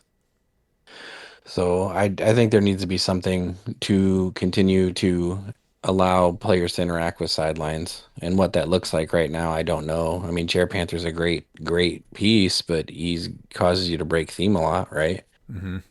Because you just have to play him. The sideline is super, super powerful and super important, especially in the modern game. What about Chair Devil? I'm hoping. Plus, it's a great sculpt. Yeah, it is a very good sculpt. Maybe you can drop a ninja on your opponent's sidelines and just start attacking things. See, now that's what you're talking about right there. Mm-hmm. You can drop a ninja, and that ninja can attack the sideline.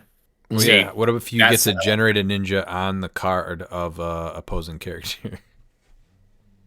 Yeah, and they can attack it. Yeah, because they're on the same ninja card. Yeah, they're ninja. It feels very ninja-like. Yeah, a ninja attacking a planet for sure. Yeah, where did this ninja come from? You don't know. Yeah, there he is. There he is now. Where'd he go? Bomb. He's somewhere else. Yeah. Number 10. Peacemaker. You can't target him. He's in your card. Peacemaker season number 2. I have not watched it yet. I'm sad about it though, so I'm hoping really soon I can watch it. Have you guys caught it yet or no? No, I caught it the first episode. And It's I'm great. waiting. It's great. It's telling a bigger story. You're gonna love it. You need to watch it so we can talk about it. It's on the top of my list. I was don't actually know. an extra for the party scene in episode 1 for all you listeners. See if you can find me. I'm gonna guess that's not true. It's very true. Okay. I feel like I would have heard about I'm gonna it. have to go.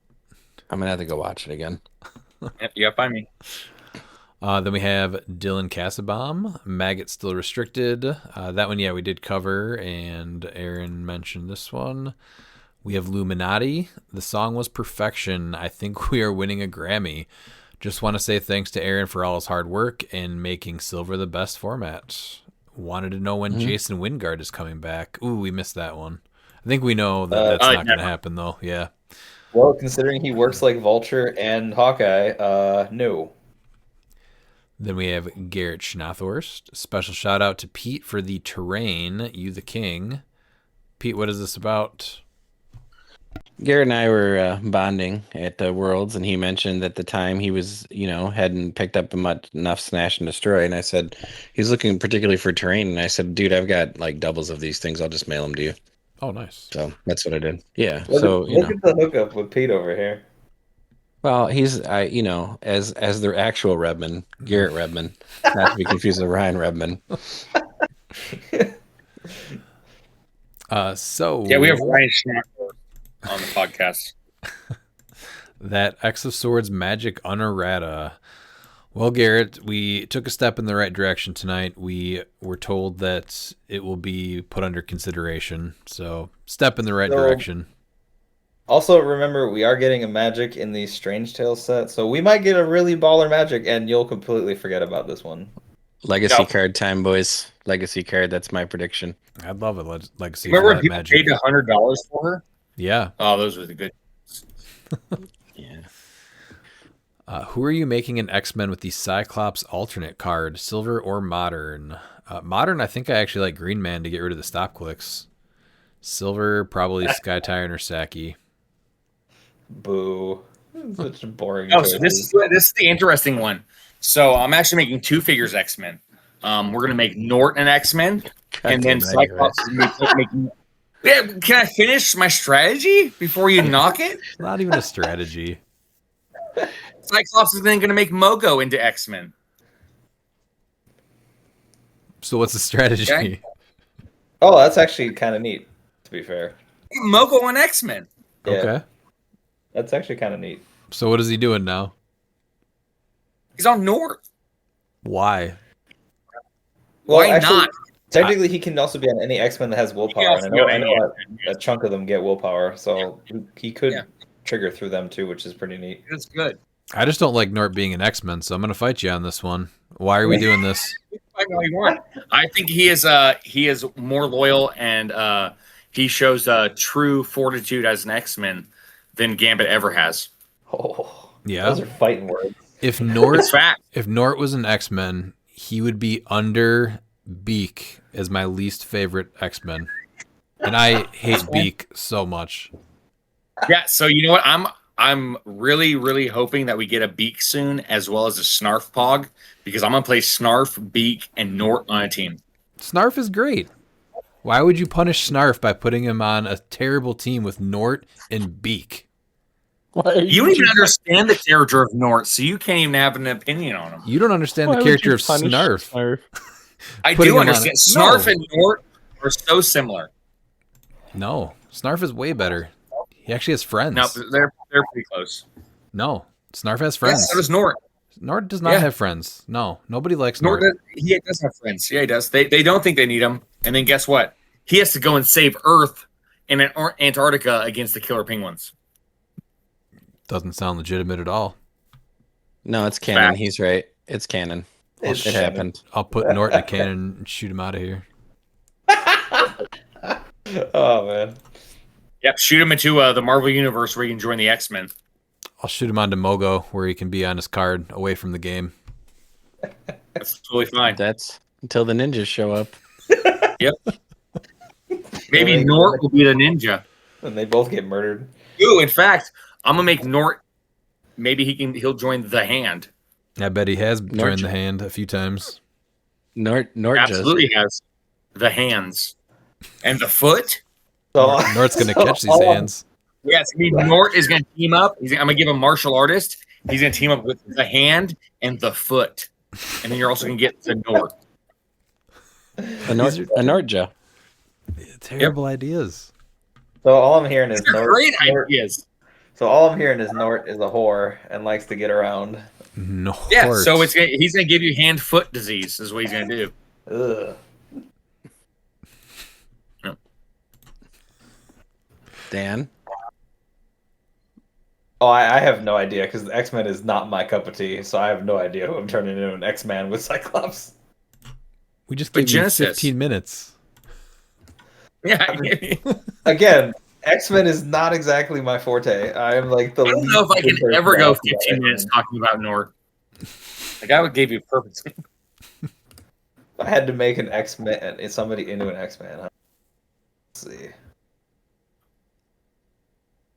I mean, Spidey? Probably black suit Spidey. That's a solid choice, right? Yeah, there we go. What about Silver? Oh, I guess that is Silver if it's Well, he's black suit. different. Like, Yeah. I'm Spidey. That was Silver. Yeah, because then he gets the APOC rollout when he gives him the God Killer. Like See, he's Miles, 3D thinking. that's a reason to actually give somebody the X-Men keyword. Unlike Nort and Mogo. Nort has blades. Oh, man, that was fantastic. Nort has blades. I bet he does. Cool. Terrible trash piece. That's fine. Pete. In Silver, it's Saki. In Modern, it's Nort because I want Miles to be great. Oh my God. Great. 2 votes for Nort. Always get Awesome. X-Men. You get to pick Anyway. whenever you pick Nort, you get to pick a second character. That's the best part about making Nort X-Men. I don't have a better idea than whatever he threw out, so that's In, what I'm just gonna say. Miles is right. In Modern, to try to spur Redmond to some positivity, let's make Venom an X-Man. Still better than Nort. What about Prime Q as an X-Men? Still better than Nort. Ooh, what about Trelane as an X-Men? Get the. Ooh, I like that. Oh, fuck you, Pete. We get Trelane and Nort as X-Men in Silver. Oh, man. All right. Number 4, saddened about some of the additions on the restricted list. Professor X and Genesis. Swamp Womp. Those were great plays. Sorry, Garrett. Terrible take. I was like, don't be mad. My girl Genesis is just so good. She deserves to be on that list. Shot Jake Redman. Are you arguing with yourself? He is. What do you mean? Well, you just said it's a terrible take. We both know you're the same person. You just hired an actor. Those were good plays. That was fine. Assassins in Silver. Where are we building? I think they're a little soft to make it, and that 400 Gamora isn't good. Well, if you don't want to play that one, play the play at home one because she is a baller. So 400 Gamora gives Guardians Assassin. So the big thing, Garrett pointed this out to me, is that Gamora gives out the assassin keyword after Force Construction, not during it. So she actually doesn't help with theme at all, which is unfortunate. Which is a bummer. Yeah, that part's a bummer. I'm starting with Talon and the Snow Globe Mr. Freeze, though. I like the Slow Globe one, too. Slow Globe? Yeah. Slow Globe. Slow Globe could use a friend. Slow Nobe? Mm-hmm. Mm-hmm. Yeah. Don't you dare give Nort the assassin keyword. Don't do it. Just did. Wait. So the fact that you can buff your assassins with modern yellow or Sinestro Corps guys is not appetizing enough that they think they're going to be good in Silver. I don't think they're that soft, especially with all the nonsense you can give them. Yeah, if anything, they sound hard. Rock hard. Yeah. Anyone else have any Silver assassin ideas?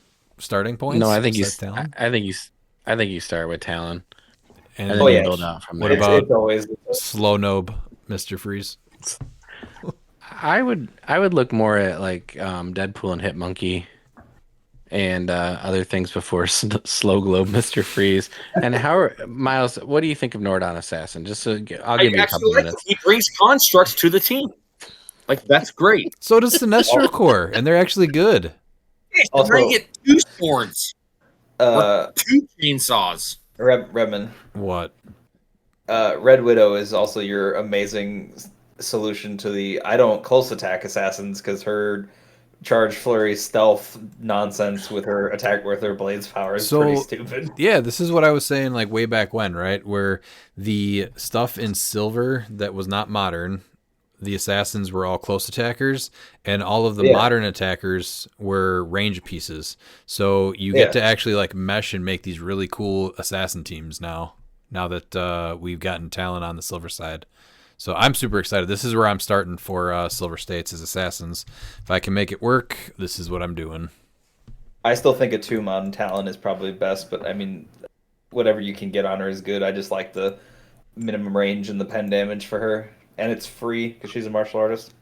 Oh yeah, I had that on her for a while. I like that a lot, but now you have to go back and look at all the other things available to her in in silver. I mean, you're just gonna be like, well, power gem, and I'm like, yeah, that's never a bad play for 10 points. Final thoughts. Still want Jurassic Park and Stargate SG-1 iconics, especially now with all the new terrain ideas. Imagine the Jurassic Park gates or Stargate as an actual 3D terrain. I would love Jurassic Park. Just get actual cool dinos. I was hoping we were going to get a little bit more of that in Masters of Time than we did. A Kana Lee of Gambit in the white suit on a motorcycle doing the Akira slide. I was hoping for an LE of this one. We talked about this one, I think, earlier this year? Yeah. Or when was that? Was that right before he died in the episode? Oh, stop it. Well, nobody can really take the Akira slide. Like that's just a classic. But I mean, I feel like the Gambit one's pretty close. So I know. Well, it came up I thought with wheels initially, right? Because Wolverine's doing that same like style of move, right? That slide, yeah. Yeah. That was a great episode, Miles. I'm just glad you worked out your differences with yourself. I know he's had a real meeting of the minds today. Mm-hmm. Was hoping WizKids would have announced more D&D clicks. Let's get some more. Real Redman out. All right, Garrett, you're getting carried away now. Great. I would like to see the D&D clicks though happen more. That they've been really cool. I need more D&D clicks after all the stuff they've given us. I'm fully hooked in now. Then we have Michael Donicht. Why were Kevin and the planets not addressed? Kevin is arguably as good or better than the Porters and the planets from what everyone was saying from Worlds, and like I predicted, were very frustrating combined with a tent pole. That's definitely one that we should ask Aaron, yeah. Speaking of that, though, what would you guys have thought might have gone on the restricted or ban list post Worlds that did not? I was surprised Kevin didn't get the temp ban. Honestly, I was a little surprised by that because his usage spiked pretty high. Miles, what about you? Kevin, 100% was the one. Pete, did you have any other besides that? No, Kevin was the one that I was absolutely blown away that he wasn't added, and immediately started building with him in silver because he's like so good. So yeah, I was shocked that one didn't at least get a temporary sit down. Yeah, Kevin was probably the number one on my list, but the other ones that I thought could see it would be the next phase gods, all three of them, even if not just Khonshu. But Towerette was a ton on Kevin too. Yeah. Mm-hmm. So and Harold just got so strong, so I could see all of them sitting out, but they did not. So those are my choices. All right, then last we have Jeff Dumas. I haven't finished listening to the last episode, and you're already recording another one. Are you sure we aren't the ones in the sweatshop? That was done over 4 days, Jeff, and it was a masterpiece. It was. If you smell like Brute, then yes, and yes, that is a real cologne, and I recommend everyone get Brute. It's Brulee, actually. No, just Brute. Not Brulee. I think this might be... Was this before your time, Dan? Brute aftershave? BRUT? No, I remember that. Okay. That was not great. At least from what I remember. Is that the cologne of choice of Primus? Do you like Primus? Yes. Barut. That's how you pronounce it. It's Barut. This is Julian, the French winemaking guy. Who It's is French. All right. We've what? we've lost contain, but I would like to address Jeff's question. Jeff, that's the thing about the sweatshop. You never know if you're in it. You never know when you're out of it. You can really never escape it. It's like Michael Myers. Just when you think it's gone, it's not gone. It's Halloween Part 37. Prime Spidey is about to see a lot of play at my venue. Any tips on taking him out that don't involve Caveman Wally? I saw this post on our page. Dusty Kilby actually made a great call on this question, bringing up the God Killer sword with or from Lantern Legacy. Just the equipment overall is amazing, turning these super senses off and the Mystics TA. I know we talked about it a little bit earlier when Prime Spidey came up, but I like that with what did I say, Zenzi. Yes. Besides that, though, did you guys have any other suggestions for Prime Spidey? I mean, the Colossal Carnage is already just like a 10-point. Hey, your super senses is -1 actually.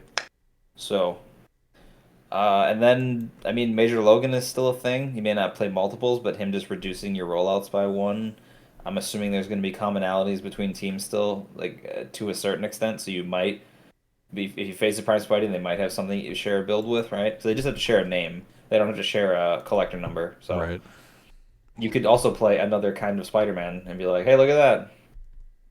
Guess what? Your rolls are -1 and mine are up 1." So I think those other 2 options are good too. God Killer, Zala, Jor-El, Impulse Wave, and Pen Damage. I mean, these are all things that you know, if you can combo 1 or 2 of them, you're cooking with gas against Prime Spidey. He's hard. He's an amazing piece. I'm glad he's back, but he's going to be something you're going to see, so you better have a plan for him. Cosmo is who I would play. That's a good call. Yeah, Cosmo's a great answer. Just no super senses. Well, no super senses. You carry him up, and you can still outwit something else too. So that also brings up Blue Beetle then too, right? Which we all love. Yes. Yep. All right, let's go to final thoughts. You can't delete him though. What? You can't delete him though. Who? Oh, Spidey. no, but you can take away like a super senses and do penetrating damage. I mean, that's awesome right there. Say no super senses, and I'm going to take Pensai. Sounds good to me. The new Superior Spider-Man does some things to mess with him too. So, which one? The new one, the Ellie, because you just pick a power, right? Oh no, yeah, Superior Spider-Man. Yeah. Yeah. So anything that does that effect is something you should have access to on your team at some point. Well, and he also does his free placing, and placing can get out of hand, and so what we need someone that punishes that placement. So we're gonna go with Nort to give him action tokens. So you can get him to I have 2 action tokens sooner. Okay. Yeah, that's fine. You knock him back. I guess Nort just makes him better. Stupid ass Nort. No, you carry up Cosmo with Nort. Can't use charge. He's far away. Yeah. Yeah, that's what you do. Do you have any final thoughts, Miles? Yeah, my final thoughts are I'm looking forward to traveling up to Washington, especially after going over the event. I'm looking forward to Silver. Can't wait to see how many states decide to be cool and do Silver. For sure. Dan? Really excited for Silver. I need to work on a Silver team because I'm just really not sure what I want to build with yet. But yeah, I'm excited to see what shows up because this seems like a fun season with all the updates. For sure. Pete? I'm glad I could make the episode. I'm glad it turned into the cluster that it normally does. I hope that everybody actually gets a hold of their venue and says, why don't we try Silver? Right? You get plenty of modern events. Let's just be honest. And you can run modern events all the thing, but Silver, we don't get as much. We're coming off the best Silver event at Worlds. And it's really a great format. Don't be afraid to try it. You might actually find that you really, really enjoy it. Agreed.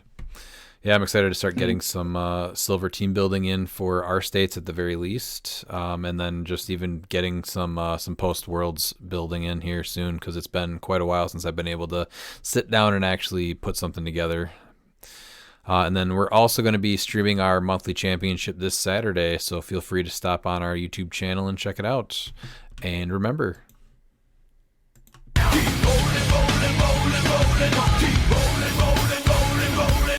And if you're not down with that, we got 2 words for ya! Click it!